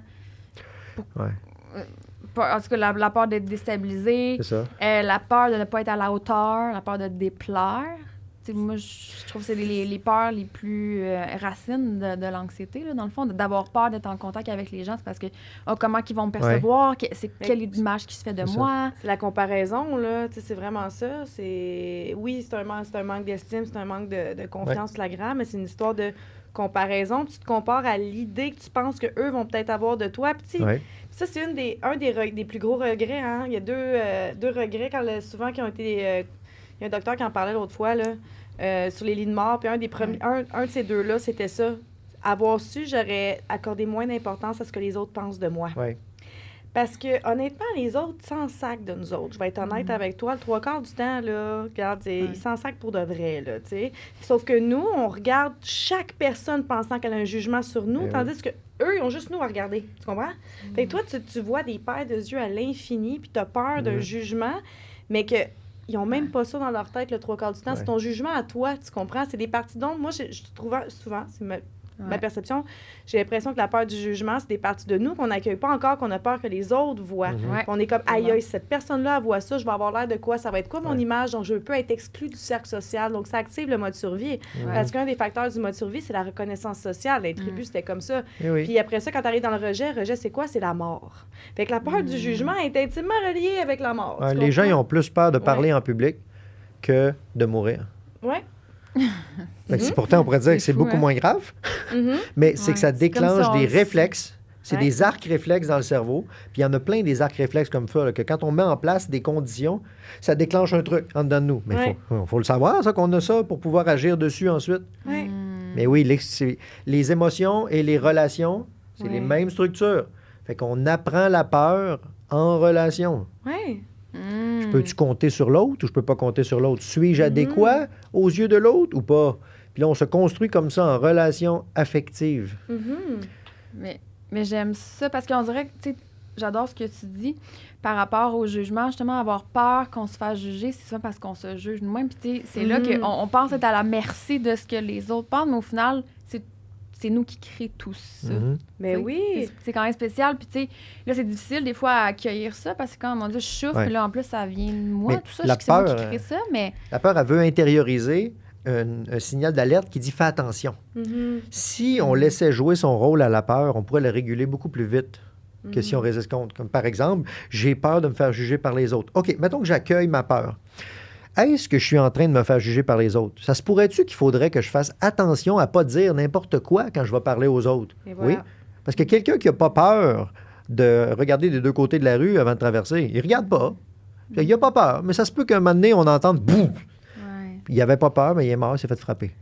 Ça veut nous guider à la base. C'est si on ne laisse pas jouer son vrai rôle de vérification, de préparation, que l'on finit par avoir peur, d'avoir peur, d'avoir peur. Puis là, l'anxiété sociale peut se déréguler au point que plutôt que nous dire « Hey, fais attention quand tu es entremêlé avec les autres », ça finit qu'on a peur de nos réactions, d'avoir peur de... ça devient de plus en plus perturbé. Là. Ben oui. Fait que c'est là pour nous protéger. Oui. Fait que c'est sûr de l'accueillir, encore une fois, ça revient beaucoup à ça, à travers les émotions, de l'acceptation, puis de comme il jasait un peu, puis de voir c'est quoi le message, dans le fond. L'intention positive, il y en a tout le temps une intention positive d'une peur, c'est carrément ça, tu sais, de l'accueillir comme il dit, t'arrives là, puis c'est quoi que tu veux me dire? Tu sais, si tu veux me protéger de quoi? C'est quoi ton intention positive pour moi? Tu sais, c'est ça qu'on arrive. Les comportements négatifs, c'est souvent une intention positive pour toi. Il faut juste creuser pour... C'est quoi que cette partie-là elle veut pour toi de positif? Puis après ça, c'est d'éduquer ce chemin-là. Quand tu as trouvé le positif, tu tu te mets dedans, puis tu mets les petits pions pour ce besoin-là, tu sais. Ça serait quoi à ce moment-là? Ça serait de vouloir être aimé. Mais J'essaie toi, de voir. c'est à toi de nous dire, là, c'est quoi l'intention positive et ta peur du jugement? Ça, c'est une bonne question. C'est le désamour, peut-être. Le fait de ne pas se faire aimer, de ne pas se faire accepter comme on est. Ouais. Le fait de se Ah, faire ça met invalider. Ça met en lumière C'est ça? Ouais. certains jugements que je peux avoir par rapport à moi. C'est ça, exemple. ce qui ont été intériorisés. Ouais, Puis là, le rappel de ça, plutôt que de jouer un rôle, de se dire, ah tiens, ce rappel à moi un souvenir pour me dire, fais attention, on ne veut pas revivre ce genre de contexte-là. Là, on est convaincu que c'est un nouveau danger encore. Mais c'est ça aussi, hein, quand je vous disais, le monde affectif et le monde relationnel, c'est les mêmes structures. Il y en a une troisième qu'on pourrait mixer avec ça, c'est la mémoire. Parce qu'un souvenir, c'est une trace qui est encodée dans des aires cérébrales associées aux émotions. À toutes les fois qu'on se souvient d'un souvenir, on le modifie. 3% à chaque fois. Moi, je ne saurais pas dire de pourcent Non. exact, mais c'est que c'est pas encodé comme des bits exacts, là, tu sais, des 0 et des 1. C'est des chemins qui sont construits. Puis quand on réactive un chemin, on le modifie là, avec le contexte de réactivation. Fait que nos peurs, quand on est anxieux socialement, ils réactivent d'autres affaires qui n'ont pas rapport avec la vraie situation, là. Ils vont aller fouiller dans nos repères de danger passé, nos repères de doute passé. Ouais. Qu'est-ce qui s'est passé quand j'ai perdu le contrôle? Puis là-dessus, là, la chercheure Sonia Lupien, elle a inventé un bel acronyme pour essayer d'identifier les sources de tension dans une personne. C'est l'acronyme se faire du CINE, C-I-N-E. Oui. C pour le contrôle, parce que si je ne contrôle pas ce qui se passe, c'est normal que je sois anxieux ou stressé. Le I pour imprévisible, parce que si je ne sais pas ce qui va arriver à l'avenir, c'est normal que je sois tendu. Le N pour nouveauté, parce que même si c'est agréable, là, le fait d'essayer quelque chose de nouveau, c'est stressant, c'est anxiogène. Puis le dernier, le E, c'est l'ego menacé. Ah ouais, celle-là, C'est que il se est faire bon. critiquer, se faire juger, le doute. Et voilà, on est dans la définition ensuite, là, très proche du trouble d'anxiété sociale, qui est la crainte justement du jugement, Ouais. des situations de performance ou d'être observé en action, comme si je n'étais pas correct. Fait que CINE, si vous évaluez les 4 critères, peut-être que vous allez être en mesure d'évaluer votre degré de tension intérieure puis de réaliser hey, je suis plus tendu que je pensais, moi, là. Puis tu sais lequel, le 4 des critères qui est le plus facile à déclencher? L'ego menacé. C'est ça, chez les hommes, d'ailleurs. C'est l'ego des hommes qui est le facteur le plus fragile à l'anxiété et au stress. Ah ouais? Fait que le cerveau masculin, selon les recherches, serait très pas bien ajusté pour gérer les critiques. Quand Et même. l'hypothèse suivante, ce serait que ça explique que les hommes vont pas beaucoup chercher d'aide. Les hommes vont vite vouloir une solution pratico-pratique. Ils n'ont pas être dans l'écoute pendant longtemps parce qu'ils disent ah ouais, abouti, là, c'est quoi tu veux, là? Tu veux l'option A ou l'option B? Je veux juste l'écoute. Ah! Fait que là, il invalide la personne qui avait besoin d'écoute. Ça veut dire aussi que les hommes sont manipulables par l'inverse là, de l'ego menacé, par la flatterie. Mais oui, c'est super facile de même. Fait que soyez gentils envers les hommes stressés parce que c'est une condition de fragilité incroyable. Ouais. Les hommes stressés sont tellement fragilisés là, qu'ils peuvent poser des gestes terribles. Ouais. Oh oui. Puis, il aurait plus de difficultés à le nommer aussi, tu sais. Ouais. Vraiment. Puis on Parce est que ça c'est comme un refus de la vulnérabilité aussi, puis une Ouais. résistance en lien avec ça. Ouais, Comme ça, tu c'est peux ça. pas me voir comme ça marche pas. Mm. Ouais, c'est ça. Ouais. Il y a même une condition qui est souvent observée chez les hommes qui s'appelle l'alexithymie, dans laquelle les hommes ont quasiment de l'incapacité à reconnaître le vécu émotionnel et donc encore plus à l'exprimer à quelqu'un. C'est triste. Mais puis ouais, ils n'ont pas été éduqués non plus, hein. C'est ça qui arrive. Ouais. C'est ça. Pour ça, c'est le le manque travail que tu d'éducation, fais, Paul, ouais. Voilà. entre autres. C'est ça. Normaliser ça. Ben oui, il faut, là. Il faut. Ouais. Ça demande tout qu'une pogne. Vraiment. Beaucoup de sécurité. Tu sais, Ouais. quand tu amenais sur la piste tout à l'heure, de la sécurité, Ouais. c'est Ouais. essentiel, mais il ne faudrait pas créer une espèce de prison dorée, parce que Non. ça crée d'autres genres de problèmes. Ouais. C'est l'absence de tension, de stress, ça fait qu'on n'est pas capable d'entrer en mode action. Ouais. C'est la capacité de gérer son stress qui nous permet de bâtir quelque chose. Totalement. Oui, c'est ça, parce Totalement. que quand on est anxieux socialement, on peut avoir tendance justement à faire de l'isolement, là, tu sais, Ouais. à vouloir Mhm. éviter toute situation qui peut faire Ouais. en sorte que justement on va vivre ça. Mais c'est en vivant justement ces situations-là Ouais. qu'on peut développer des ressources. Il Ouais. faut se. S'écouter là-dedans, d'y aller à la petite dose, tu sais, parce qu'il y en a Ouais. que je connais qui se confrontent, tu sais. Ils Ah, vont, ça, OK, c'est ils vont moi, en plongeon. totalement. Là, tu reviens, t'as le système nerveux de même. C'est comme, tu sais, on peut y aller, te tremper un pied, là. Tu reviens, tu rentres jusqu'au genou, tu Tout reviens, pantoute. une jambe, tu sais, c'est comme, on y va. Il peut l'avoir si, mettons, t'es prête, tu sens que t'as le corps, tu plonges, tu y vas, mais tu sais, t'es consciente que le ripple effect, il va être quoi aussi, tu sais. Puis, je pense que, justement, d'arriver avec toute la conscientisation de l'état, puis d'être accompagné, d'avoir quelque chose comme une thérapie comme avec Paul, de cognitivo-comportemental, pour placer les choses aux bons endroits. Après ça, tu t'en Ouais. vas là, tu sais. Puis... Je ne fais pas de Oh, cognitivo-comportement. excusez. Mais oui, un peu. Parce que je fais pas mal toutes les approches, moi, en réalité. C'est bon. Je veux Ouais. dire, dans le sens que des fois, c'est bon parce que ça relativise, C'est tu sais, ça. parce que l'anxiété part Exact. dans des bulles. Tu as Voilà. besoin de quelqu'un, un psychothérapeute, un psychologue, pour arriver à descendre de la bulle, tu sais. Non, mais Ouais. je le nomme parce qu'il y en a des fois Ouais. qui ont des troubles anxieux, qui viennent voir des coachs, puis je suis comme, non, tu dois aller voir un psychologue. Le coach, on va gérer l'état après avec le psychologue. Tu sais, le Ouais. psychologue, on s'en va... C'est ça, c'est peut-être le Ouais, trouble, tu sais, à quelque Ouais, part, plus là, le quand la trouble, ouais. perturbation tellement grande et tu sais, fonctionnelle que Ouais. là, on peut même plus raisonner C'est sur ça. le fonctionnement. On peut plus juste miser sur l'introspection pour nous sortir du pétrin quand on est dans un trouble. Mhm. C'est pour ça que la définition de la psychothérapie, c'est un traitement. Ouais. Puis là, il y a une suite là, sur une perturbation ou sur un trouble. là. C'est pas que sur les troubles, mais de manière générale, s'il y a un trouble qui a été diagnostiqué, probablement vous avez besoin d'une psychothérapie. Ok, c'est ça, c'est sur du long terme. C'est encore ça. une fois. Ça prend un plan de traitement parce que la personne est prise. Ouais. Il y a une atteinte fonctionnelle majeure. Même si Ok. tu lis tous les livres du monde, ça marchera pas, là, tu sais. Ouais. Fait que là, je veux vraiment qu'on parle de ces outils-là. Puis là, je me suis noté sur le moment aussi, tu sais, s'il y a quelque chose, Ouais. si ça pop, Ouais. c'est quelque chose qu'on peut faire. Je me suis Uh-huh. mis plein de notes. Ben oui. encore. Mon estime personnelle, confiance, on est capable Ouais, d'en ouais. traiter un peu parce que je trouve que c'est tellement la racine de tellement d'affaires. Mhm. Mais on dirait que j'avais envie de parler, d'avoir votre input par rapport à la peur de ne pas être à la hauteur. C'est-à-dire, parce que moi, j'ai remarqué que c'est... Mon anxiété embarque souvent quand les gens ont des attentes envers moi, dans le fond. Ouais. C'est-à-dire... puis encore, des fois, c'est moi qui les invente, là, ces Ouais. attentes-là. Moi aussi, je fais ça. Mais tu sais, c'est comme... Ouais, mais là, c'est comme appréhender le fait, dans le regard de l'autre, que là, je ne satisfais pas les attentes, que ce soit au niveau professionnel ou quoi que ce soit. Mhm.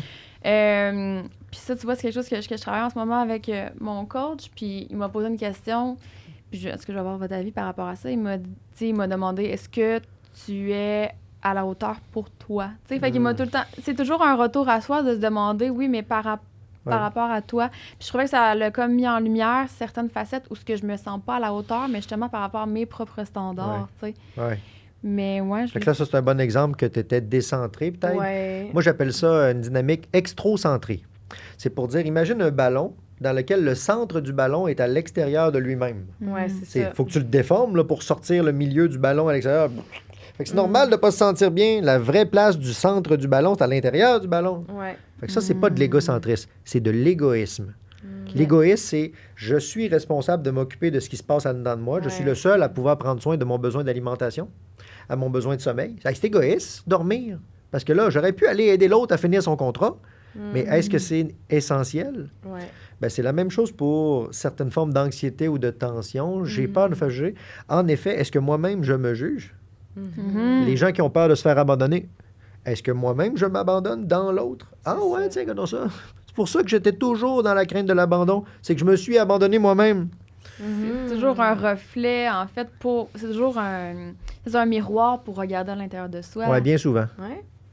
Tu sais, il y a le I'm okay, you're okay, là. Tu sais, ça revient à ça, là. Tu sais. Puis il y a aussi le fait de mettre la table. Ça, je trouve ça hyper important. Pour désamorcer ces genres de peurs-là, d'attente, de pas. C'est de mettre la table. Tu sais, dans n'importe quoi au personnel, on met la table dans une relation. C'est quoi que tu es prête à offrir? Tu es dans quel espace? Puis faire des tune-ups souvent. Au professionnel, tu mets la Ouais. table, tu sais. Pour avoir travaillé avec toi, tu mets la table, toi, C'est ça, Tariq. Mais j'allais c'est dire. vrai, tu mets vraiment la table. Ouais. C'est comme, OK, ça, c'est dans mon bassin de capacité. OK, parfait, cool. Quand ça ne l'est pas, tu réfères. Fait que, tu sais, tu t'assures d'avoir une éthique. Tu comprends? Facts over feeling. Moi, là-dedans, je travaille vraiment beaucoup avec ça. C'est des faits over les feelings, OK? Les faits sont quoi? OK, j'ai mis la table, j'ai nommé ça. OK, le feeling, OK, là, c'est une petite blessure, je me sens insécure, je suis décentrée, j'ai mal dormi cette semaine, ça pop parce que c'est un narratif que je suis habituée d'avoir dans ma tête, OK? Mais t'assurer de prendre responsabilité. Tu sais, qu'on arrive au niveau professionnel, ça va être comme ça. J'ai vécu de quoi dernièrement que dans un des groupes au studio de danse, c'était pas à la hauteur. Sauf que moi, j'ai pris responsabilité. Je vais, tu sais, bon, on a été wrong là-dessus.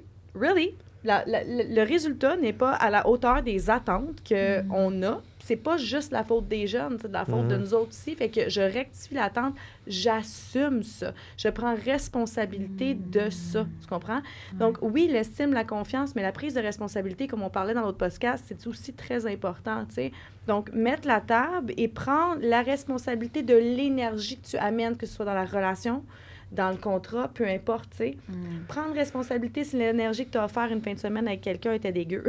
Fait que comme, ben oui, toi, j'ai pas comblé comme... Ça peut arriver. Dans le sens que, hey, j'étais pas dans un bon espace. C'est correct, je suis humaine. T'accueilles ça, tu sais. Ça va toujours nous arriver. Non, tu peux pas juste être jour, Myriam. Tu vas être nuit des fois.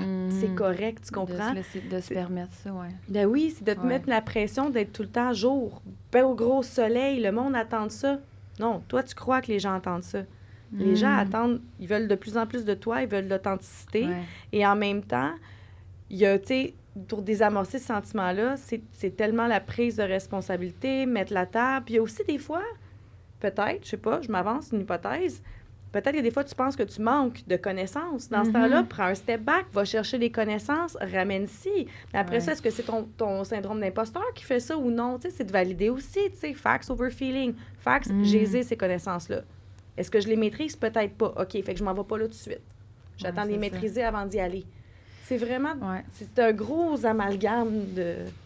Ça revient tellement tout le temps à, justement, la prise de responsabilité. Puis ça revient à un sujet que je m'étais noté que je voulais parler parce que je trouve que l'affirmation, c'est comme tu dis, de prendre responsabilité, c'est de s'affirmer aussi à travers, justement, que ce soit les relations professionnelles, toutes nos relations, d'être capable de soit nommer ses besoins ou mettre ses limites ou quoi que ce soit. J'ai l'impression... En tout cas, c'est peut-être qu'il y a une cohérence un peu dans l'anxiété sociale puis la difficulté à comme nommer ses affaires, à s'exprimer, à assumer qui on est. Là, dans le c'est fond. parce qu'on donne beaucoup de valeur à l'autre qui nous fait autant peur.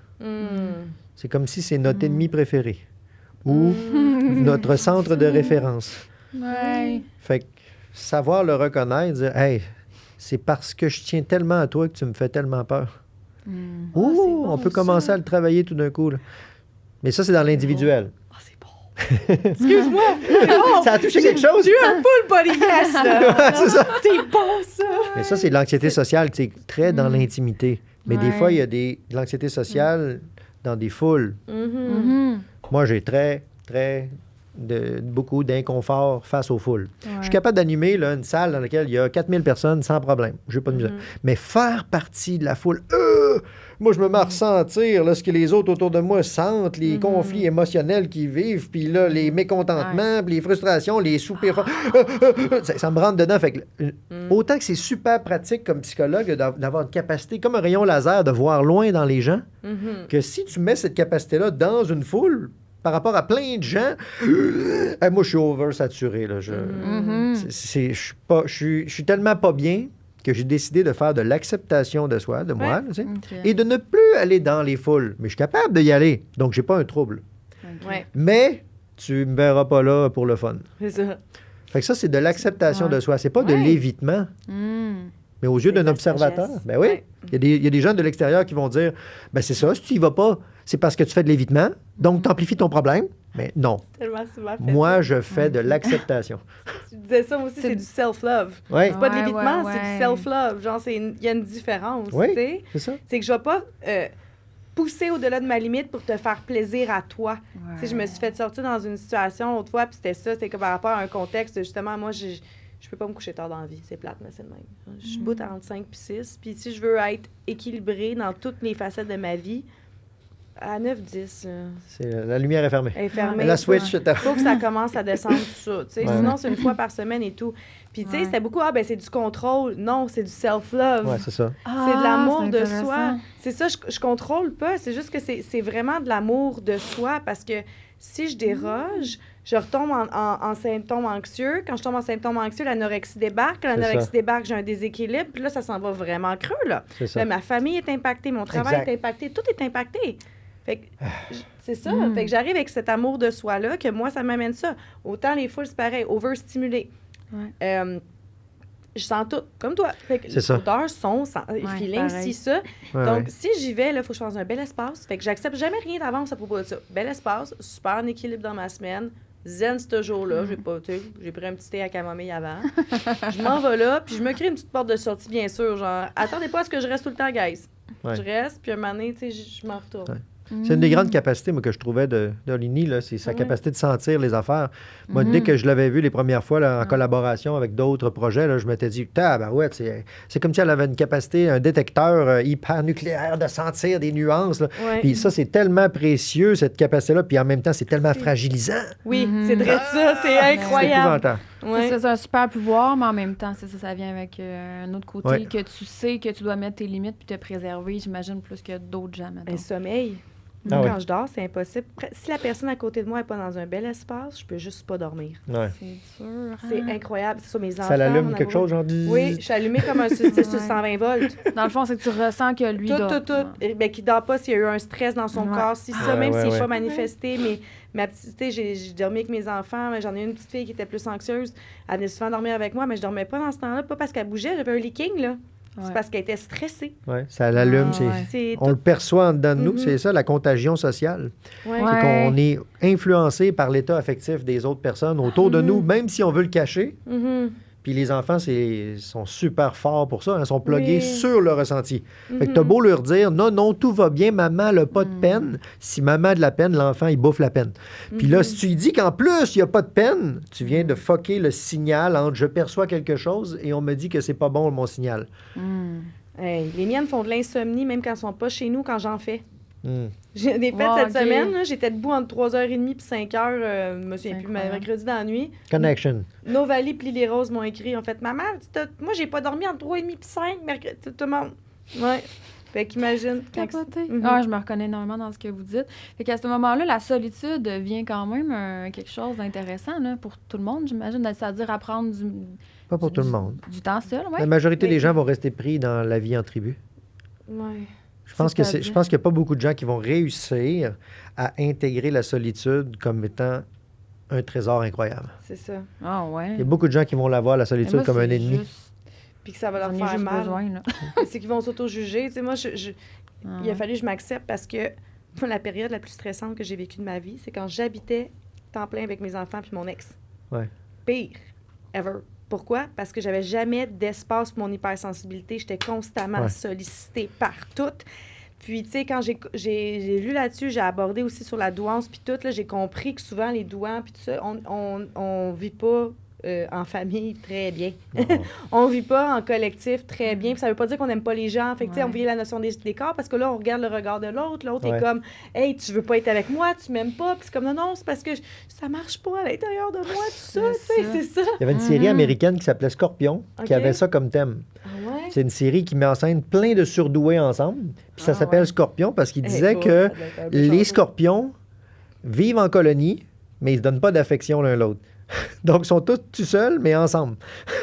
Ah, C'était pour ouais. représenter les doués, Mhm. cette analogie-là. Mm. De Ouais. vivre dans une tribu, mais en se laissant tranquille. Là, tu sais. Ouais. C'est ça. On ne va Ouais. pas tout le temps se confier à ça. Mais c'est qu'une grande capacité implique tellement de conditions de protection que c'est pas tout le monde qui va être capable de le partager. Ouais. Tu sais, il y a différents niveaux d'amour, puis c'est comme si c'est de plus en plus rare plus qu'on monte les niveaux. Le premier niveau, c'est le niveau érotique, le plus accessible. Tu te frottes sur quelqu'un. Mm. Le deuxième niveau, c'est l'amour familial. Tu sais, l'esprit, à quelque part, de se tenir dans la tradition familiale ensemble. Mhm. Après ça, il y a l'amour des amis, l'amour de soi, puis l'amour de l'acceptation inconditionnelle. Mhm. Mais pour être capable d'être dans l'amour d'acceptation inconditionnelle, il faut être capable de dégager plein de choses à l'intérieur de soi, là.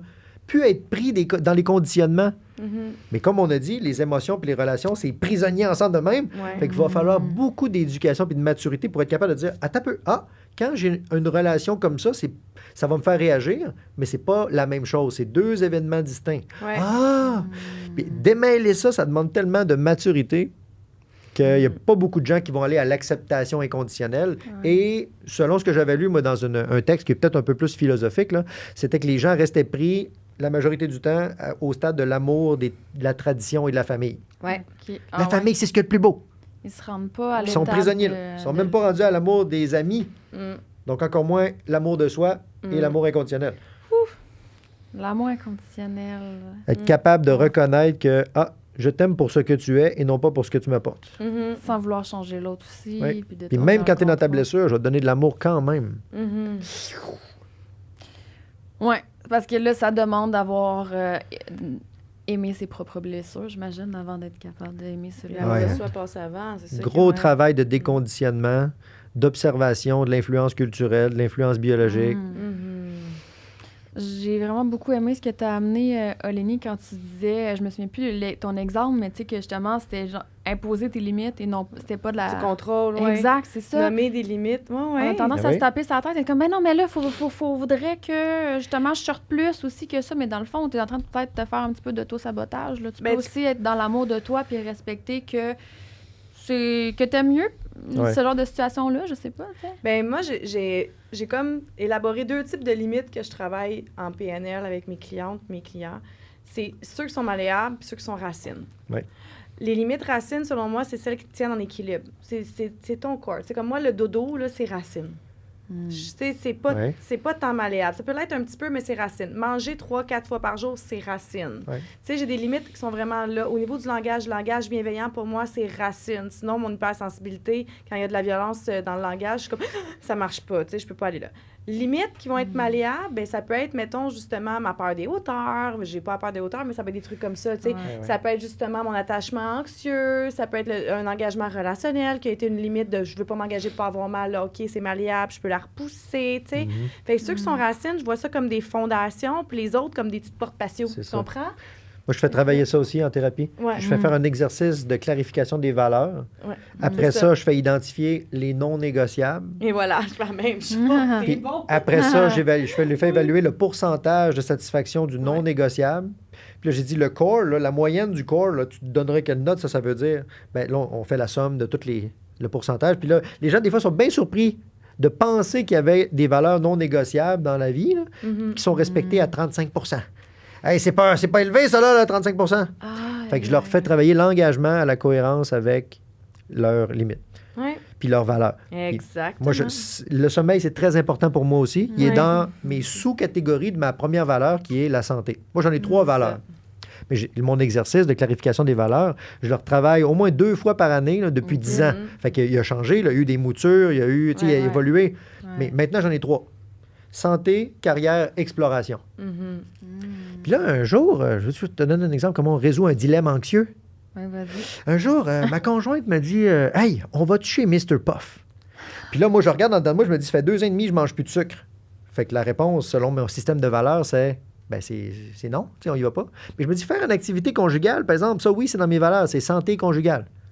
Fait que là, c'est un non puis un oui. Qu'est-ce que je fais? Là, je continue à fouiller. Dans mes valeurs, il y avait exploration, j'avais dit tout à l'heure. Et je n'étais jamais allé chez Mr. Puff. Fait que dans le fond, j'ai dit, oui, allons-y. Hey, moi, ça fait 2 ans et demi, je n'ai pas mangé de sucre. Je lichais, puis là, je capotais ma vie, c'était tellement bon. Puis le lendemain, elle me dit, hey, on retourne-tu chez Mr. Puff? Puis là, j'ai dit non. Puis elle a dit, comment ça, tu m'as menti hier? T'aimais pas ça pour de vrai? Tu me niaises? J'ai dit, non. Là, j'y explique le choix. J'ai dit, pas de sucre depuis 2 ans. Mais je peux pas parce que je me trahis mes valeurs. C'est parce que l'histoire de ma vie depuis 2 ans et demi ne contient plus de consommation de sucre. Mais il peut y avoir des épisodes. Ouais. Tout comme dans une bonne série, là, peut parfois avoir un mauvais épisode. Mhm. Mais ça ne scrape pas la série en entier. Et voilà. Ben, je ne suis pas dans la restriction alimentaire, dans le fond. Mhm. Je suis dans un choix. Ouais. Dans mes valeurs, il y a pas manger de sucre. Mais pas dans la restriction, dans la santé. Mhm. Oh. Puis là, on m'a proposé aussi un show de TV. Un méga show de TV dans lequel là, on avait négocié toutes les conditions, c'était formidable. Puis là, quand ils m'ont dit que c'était à 5h30 les lundis à Montréal, parce que moi, je suis à Québec, là, 5h30 tous les lundis à 5h30. J'ai dit, ben on va déplacer ça à 11h30 ou en après-midi ou en soirée. Puis on dit, ben on peut pas, les studios sont pris, puis tout ça. Fait que là, je fouille dans mon système de valeurs. Puis là, moi, je l'ai déjà essayé de massacrer mon sommeil. Ouais, c'est ça. Je l'ai essayé 16 fois. Je sais que je vais être anxieux puis pas bien, puis ça va scraper mon hygiène de sport, ça va scraper mon hygiène, tout. Fait que je leur ai dit instantanément, ben j'espère que vous allez trouver un bon psychologue pour vous. Il a dit, ben voyons, docteur Simard, c'est un projet incroyable, tu sais, bon, bonne chance. C'était facile à éliminer comme hypothèse, comme proposition, parce que mon système de valeurs me le disait, elle est là la limite. Puis là, eux autres, ils me demandaient d'aller là.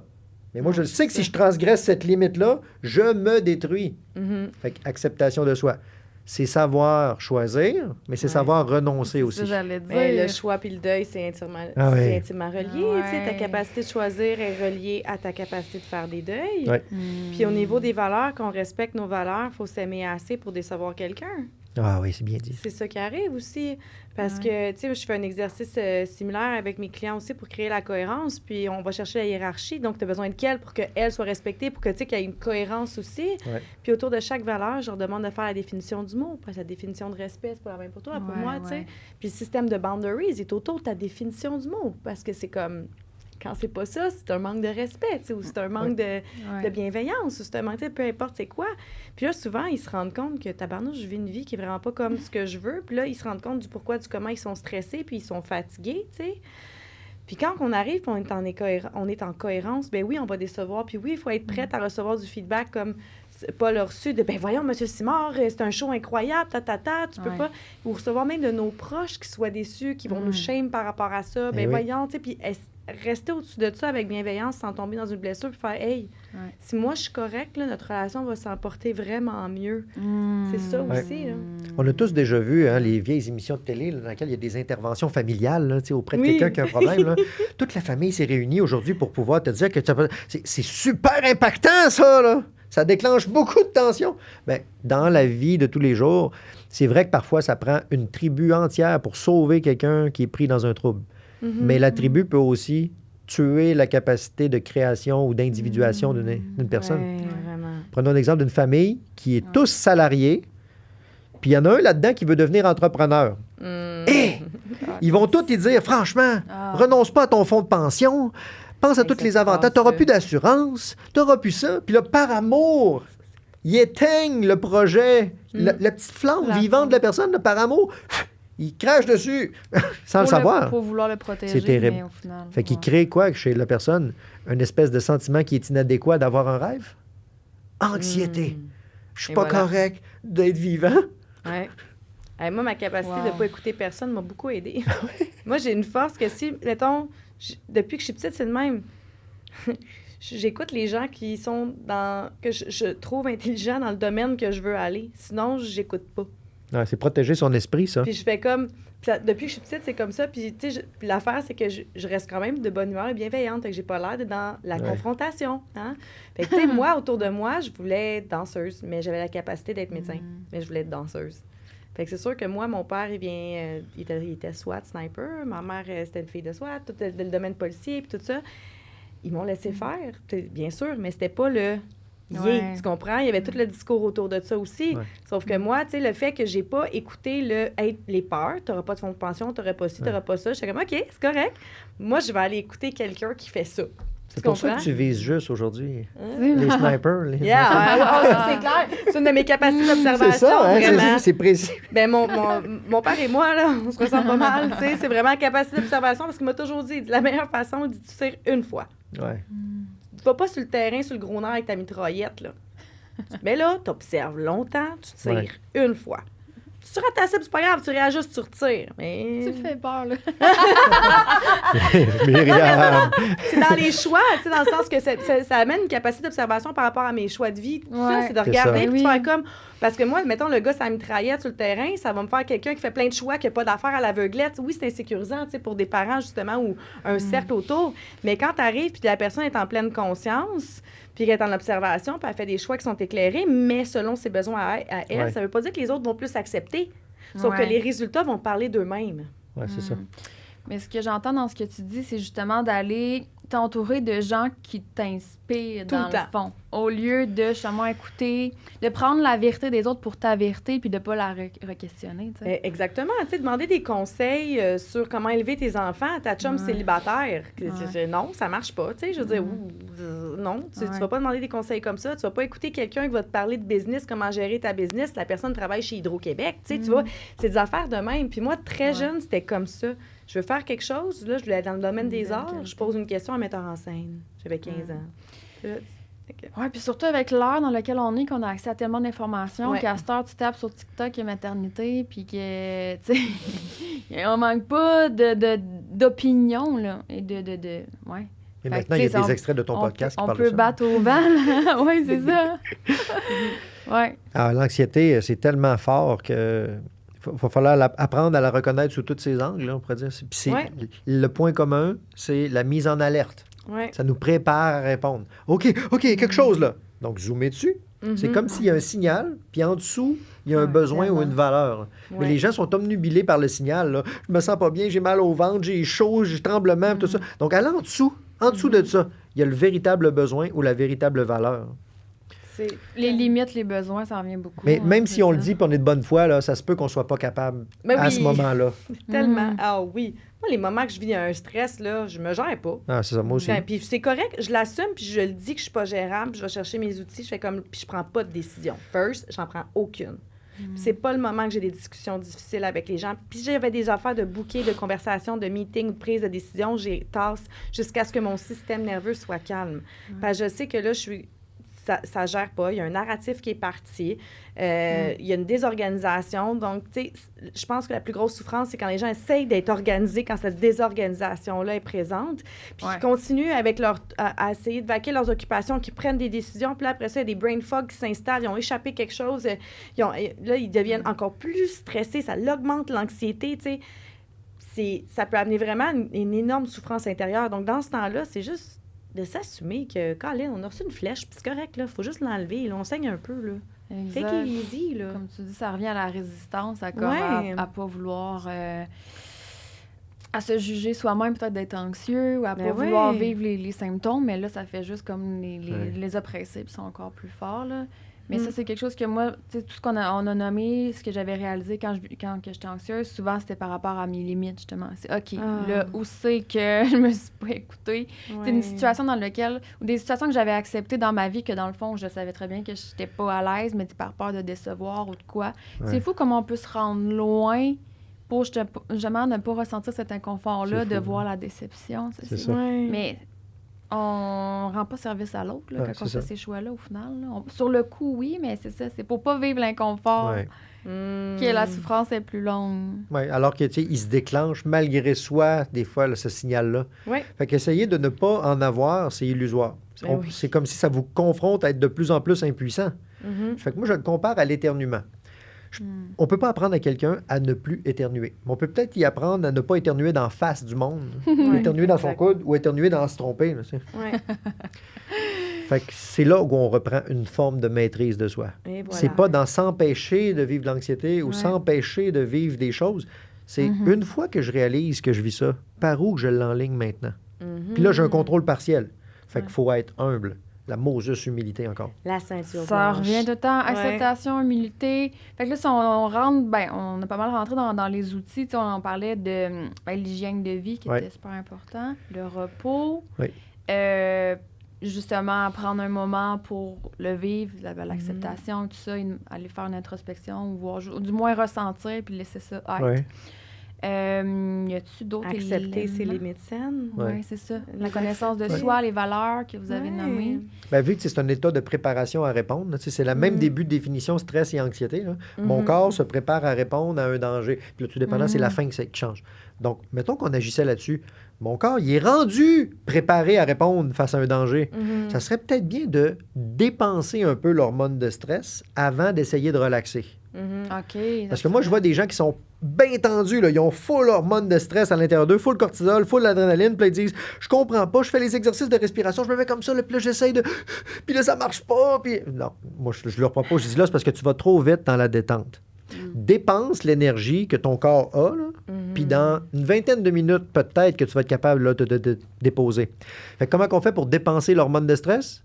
ben montez puis descendez des marches là, pendant 5 minutes. Vous allez Ouais. voir que Shake. vous allez en brûler en maudit. Ouais. Shakez-vous, là. Ah ouais, Faites des ça. squats. La raison des escaliers, Ouais. c'est parce que ça fait bouger les muscles de Yep. cuisse, puis c'est les Ouais. plus gros muscles de notre corps. Fait que si vous allez brûler l'hormone qui, à quelque part, l'hormone, ça circule dans le sang, là. Ouais. Fait que c'est comme une tisane au stress. On peut pas changer le goût d'une tisane instantanément, hein? Faut comme le laisser infuser, puis là, il va travailler un peu. Fait que, mettons que vous dépensez l'hormone de stress, c'est comme si vous allez dire à votre corps, j'ai compris que tu es stressé, là. Regarde, viens-t'en, corps, on va Ouais. dépenser ça, là, pendant quelques minutes, 5 à 20 minutes. OK. Puis là, après ça, une fois que c'est brûlé, là, OK, maintenant, c'est le temps de faire les exercices de présence, respiration. Puis on a Ouais. déjà un peu commencé parce que, il me semble que je t'ai soufflé avec mon enfant de marche. Avec tu te calmes. C'est ça. Il y a un autre truc que moi, j'ai développé et que j'ai testé sur mes enfants. J'adore. Mes enfants, c'est mes cobayes. On les salue. On les salue, les filles. Mes enfants et mes élèves, c'est mes cobayes numéro 1. Après ça, je teste mes clients. tu sais. Ils sont tout le temps bien ouverts. Là. Les mots, le narratif, tu sais. Dire, je suis ma plus jeune qui a tendance à avoir des tendances anxieuses, Lily Rose, elle disait souvent, je suis stressée. Puis là, ça envoyait tout le signal d'un gros stress à l'intérieur d'elle, mais là, finalement, c'est parce qu'elle avait une fête d'amis. Fait que là, on a changé le vocabulaire. OK, t'es excitée?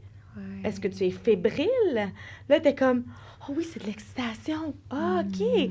Donc là, elle a développé un vocabulaire pour la déclinaison du mot stress puis anxiété qui fait que ça devient moins chargé pour elle. Tout d'un coup, Oui, ça devient moins chargé quand elle arrive à vivre quelque chose. Elle fait comme, je suis fébrile là, parce que là, je vais avoir ma fête C'est tellement demain. bon. Fait que, tu sais, c'est comme vraiment une déclinaison. Puis c'est Brené Brown qui en parlait avec son encyclopédie des émotions, Atlas of the Heart. je suis en train de la lire, justement. C'est Ah ouais. tellement bon. Je suis déçue Je qu'il ne soit l'aime pas beaucoup. traduit en français. Je suis Il déçue est? que ça. Il est traduit en français? Ah, je l'ai en français. Ah, c'est nouveau, hein, parce Ouais, que. ça OK. vient de sortir. Hey, merci. OK, Ok, je vais l'acheter en prochain français. livre. Mais je vais l'envoyer pour mes clients parce que c'est le premier achat que je fais à mes clients quand ils font comme je suis triste, je suis en colère ou je suis stressée, tu sais, Ouais. ou je suis heureux. C'est les 4 seules choses qu'ils peuvent me nommer. Puis je suis comme, t'as pas assez de vocabulaire. C'est comme quand tu vas chez un médecin puis que t'as mal au genou, mais t'as pas le vocabulaire pour décrire tout ce que tu fais. Ça fait quoi ton genou? Ben, il fait mal. Mais quand? Je sais pas. C'est ça. Tout le temps. Ouais, pour donner des Parce que, tu nuances. sais, si on n'a pas de mots pour décrire un phénomène, on peut pas Ouais. le traiter vraiment. Et voilà. Mm. Fait que déclinaison, trouver des mots qui ont des moins lourdes charges des fois. Tu sais, mettons, moi, quand je m'en vais en vacances, c'est un stresseur. Mais je suis comme, je suis excitée.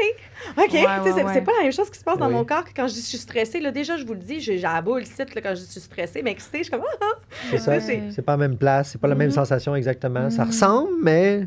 c'est Ah ça. ouais, c'est ça. Mais attribuer, Ouais. c'est une des choses importantes avec les diagnostics, les étiquettes, ça. Et voilà. Parce que parfois, ça peut emprisonner quelqu'un. Ben oui, c'est ça. Mais à j'allais d'autres moments, dire. ça peut le libérer. Ouais. Parce qu'en disant, Mm. tu sais, tout ton cocktail de symptômes, là, telle affaire, mélangé avec ça. Mhm. Ah, ben moi, on m'avait toujours dit que c'est parce que j'étais, mettons, un trouble de la personnalité limite. Puis là, j'ai décrit la séquence de ce qu'elle me racontait comme symptôme. Je dis, ah, mais ça, c'est de la cyclothymie, ça? Ah, c'est pas pantoute la même affaire? Fait que reconnaître C'est normal. un phénomène qui nous ressemble, ça crée Ouais. tellement un apaisement. Ouais. Sans Ouais. s'identifier, c'est ce que je voulais C'est ça. dire. de Fait dire, juste reconnaître. C'est je comme si on... suis anxieuse, non pas, je vis une période, Oui. je ressens. Ben moi, ça. c'est comme si j'appelle ça se désidentifier, défusionner Ouais. de l'expérience, mais en même temps, c'est parce que je peux plaquer une étiquette dessus. Dire, regarde, ce qui m'arrive, c'est de la souffrance ou un chaos, là, mais c'est pas le chaos total, c'est ce chaos-là. Là. Puis ça, là, ce chaos-là localisé, là, je suis capable de le circonscrire, ça s'appelle un trouble d'anxiété sociale. Ah, OK! Fait comme ça, quand il va se représenter devant moi subtilement, je vais être capable de dire, encore une fois, mon pattern ou mon Ouais. trouble d'anxiété. Ouais. Fait que là, je peux le placer ici, là. Puis là, maintenant, on le voit arriver plus tôt. On voit arriver son cocktail d'autres syndromes avec. Mhm. Fait que ça, c'est le côté positif d'avoir des étiquettes mentales pour des Ouais. phénomènes. Oui. C'est circonscrire le chaos. Ça prépare l'autre, ça met la table. Tu sais, moi, avec la douance, ça a été ça quand je l'ai eu. Le diagnostic, ça a fait comme Ouais. Mon psy Ah, avait moi peur aussi, que ça. je m'attache à l'étiquette. Je dis non, c'est pas ça du tout. Mais maintenant, en relation, tu sais, si on lit, mettons, le livre L'amour et les surdoués, tu sais, là, quand je l'ai lu, j'ai fait mon Dieu Seigneur, c'est le bordel. Tu sais, mais c'est un livre que je donne à mes dates, là, maintenant. Je fais comme si Ah tu veux comprendre ouais, ce qui c'est se une passe, bonne idée. voici un livre. Tiens, OK? Ou j'envoie des passages. Il se passe ça. Hein? Parce que, tu sais, les façons de réagir sont pas les mêmes. Puis ça m'amenait de l'anxiété relationnelle. Parce que j'étais comme, OK, j'ai une notion des corps, je réagis pas pareil, je tombe dans mon rationnel super facilement, je suis supposée être ça, je suis pas ça. Là, le monde me dit, c'est un masculin fort. Je suis comme, ouais, mais en même temps, j'ai un féminin fort. On peut pas juste mettre ça. C'est d'autres facteurs qui amènent tout ça. Eh oui. Donc, tu sais, moi, ça m'a permis de, moi, descendre l'anxiété d'avoir ça. Puis après, de mettre la table, même au niveau du travail, tu sais, que mes employés, maintenant, ils savent, tu sais, comment je fonctionne, que je peux avoir un hyper-perfectionniste, mais ça, c'est quand ma douance débarque. On a juste besoin de me dire, calme-toi, fille. Là, je suis comme, OK, c'est bon, c'est correct. Merci. C'est ça. Là, je descends, genre, t'as le droit d'être de même, mais calme-toi. OK. Parce que c'est pas quelque chose que je veux être, c'est juste que le cerveau s'en va dans cette direction-là parce que t'es drillé comme un cheval de course de façon naturelle, tu sais. Plein de choses de même. Ah oui. Ouais. Moi aussi, je comprenais rien avant d'avoir le diagnostic de douance. Là. Ouais. J'avais aucune idée C'est ça, pourquoi est-ce que oui. parfois je donnais des coups puis que ça allait, je performais A1 dans quelque chose, puis l'année d'après, je sous-performais au bout. Ouais. Puis l'autre année, puis là, je me trouvais pas bon. Mais je me disais, là, j'ai un problème à l'intérieur de moi. Je comprenais pas certain. pourquoi je passais de 98% à 30% une année pour la même matière. Puis un jour, poup, ça a popé. Je me disais, expliquer le phénomène. Ça permet de prendre une perspective. Tellement. Fais-tu des diagnostics par rapport à ça, toi? Non, plus maintenant, parce que pour pouvoir évaluer correctement les capacités intellectuelles, ça prend une grosse valise là, de tests là, avec des standards Neuropsy. nerveux. C'est ça. Puis souvent, c'est les neuropsychologues qui vont avoir une OK. spécialisation là-dedans, OK. mais pas tout le temps. Oui, c'est ça. Mais il y a des psychologues comme moi qui le font également. Mais moi, j'ai décidé que c'était plus dans mon champ de pratique. Je préfère l'aspect OK. thérapeutique et non pas l'aspect évaluation-expertise. Ouais. Mais je pourrais le faire. On bosse notre temps, mais mettons, je donne 2 minutes rapides. On dirait que il y avait l'aspect du quand on vit une crise d'anxiété sur le moment, Oui. mettons. Mais parce qu'on disait tantôt que l'anxiété sociale, c'est beaucoup un scénario, puis que dans le fond, on s'attache à une histoire. Dans cette optique-là, où ce qu'on réalise là, qu'on est en train de... Y a-tu comme des petits conseils sur le moment pour peut-être en venir? Ben moi, il y a des trucs somatiques que j'aime beaucoup, là. Tu sais, moi, personnellement, je me mets les poignets en dessous de l'eau froide. S'il y a quelque chose de too much, je suis là, puis qu'il n'y a plus rien qui fonctionne, poignets en dessous de l'eau froide, puis mon corps est trop en train de gérer la... Genre, OK, il y a de l'eau froide, puis il n'y a plus rien qui se passe dans ma tête. Tu sais, il y en a que c'était la tête en dessous de l'eau froide, mais j'aime beaucoup les poignets en dessous de l'eau froide. Il y en a que ça va augmenter le stress. Fait que, tu sais, il faut l'essayer pour chacun, pour soi. Moi, c'est une formule que j'aime. Ouais. Sinon, 3 choses que je vois, 3 choses que j'entends, 3 choses que je sens, 3 choses que je perçois, ça enlève le focus aussi. Sinon, moi, c'est vraiment, je m'en vais en automassage. Je m'en vais à l'intérieur, automassage avec respiration. Mais tu sais, c'est des outils que j'ai depuis un bout. Sûrement que Paul, t'en as beaucoup d'autres C'est aussi. le Moi, sont retour vraiment au plus... corps, là, dans le Ouais, fond. c'est là. ça. Sortir de la tête, dans le fond. Oui, bien, il y a Ouais. des gens que le fait de scruter le corps, ça les rend encore plus anxieux. C'est ça. Il y a des gens que regarder à l'extérieur, ça les fait tomber en hypervigilance. Fait qu'il y a Ouais. autant de problèmes à être dans l'hypervigilance que l'hypersensibilité. C'est Parce que ça. c'est hyper. Fait que je pense que la clé, là, c'est de briser le hyper en 2 morceaux. Ça veut dire une partie par là puis une partie par là. Fait que moi, ce que je fais avec les gens, je leur dis en thérapie, combien de pourcentage de mon attention tu penses que je te donne? Puis là, ils disent, ben, je sais pas, 80, 90%. Puis là, je dis non, 50. Parce que pendant que je t'écoute, je m'occupe de moi aussi. Moi aussi, je suis là dans la pièce. Ouais. Fait que dans le fond, je promène mon attention comme ça. Ouais. Fait que la réorientation de l'attention, c'est savoir observer que là, je suis dans l'hypervigilance. Fait que ça pourrait bien que je brise un peu cette hyper-là puis que je la mette dans les 2 directions. Même chose pour hypersensible qui scrute son corps puis qui se sent pas bien. Puis là, pitch une partie de ton attention sur une description factuelle autour. Fait que des fois, je leur demande, je dis, Changer le focus. tu vois le rideau là, tu sais, derrière, là? Bon, OK, regarde le rideau. OK, arrête d'y penser maintenant. Arrête de penser au rideau. Tu penses-tu encore au rideau? Arrête d'y penser! Fait que, tu sais, c'est stressant, ça. Ouais, c'est ça. Alors que si on focus sur c'est où la place que tu as le plus chaud sur ton corps présentement. Fait que là, ben moi, ça serait en dessous de ce bras-là que j'ai le plus chaud. Ouais, puis là, c'est où la place que maintenant que je me sens le plus serré dans mes vêtements? Mon pied droit, ma botte droite, là, ouais, c'est ça. Puis pendant qu'on déplace notre attention là-dessus, il y a combien de gens qui pensaient plus au rideau? Ouais, c'est ça. Alors que ça fait juste 1 minute que j'en ai parlé? Mhm. Ben, réorientez l'attention. Si vous êtes préoccupé par des choses externes, faites un petit voyage vers l'intérieur dans des sensations brutes, comme les 3 choses que tu disais, 3 perceptions, 3 sensations, 3... Des fois, c'est juste de commencer par scanner ce qui se passe dans l'autre direction. Puis là, on a une vision un peu plus complète. Ouais, Et vraiment. quand on est capable de scanner, la réalité externe, la réalité interne, ben là, on a des meilleures visions de là où se trouve la tension et donc là où mettre le soin.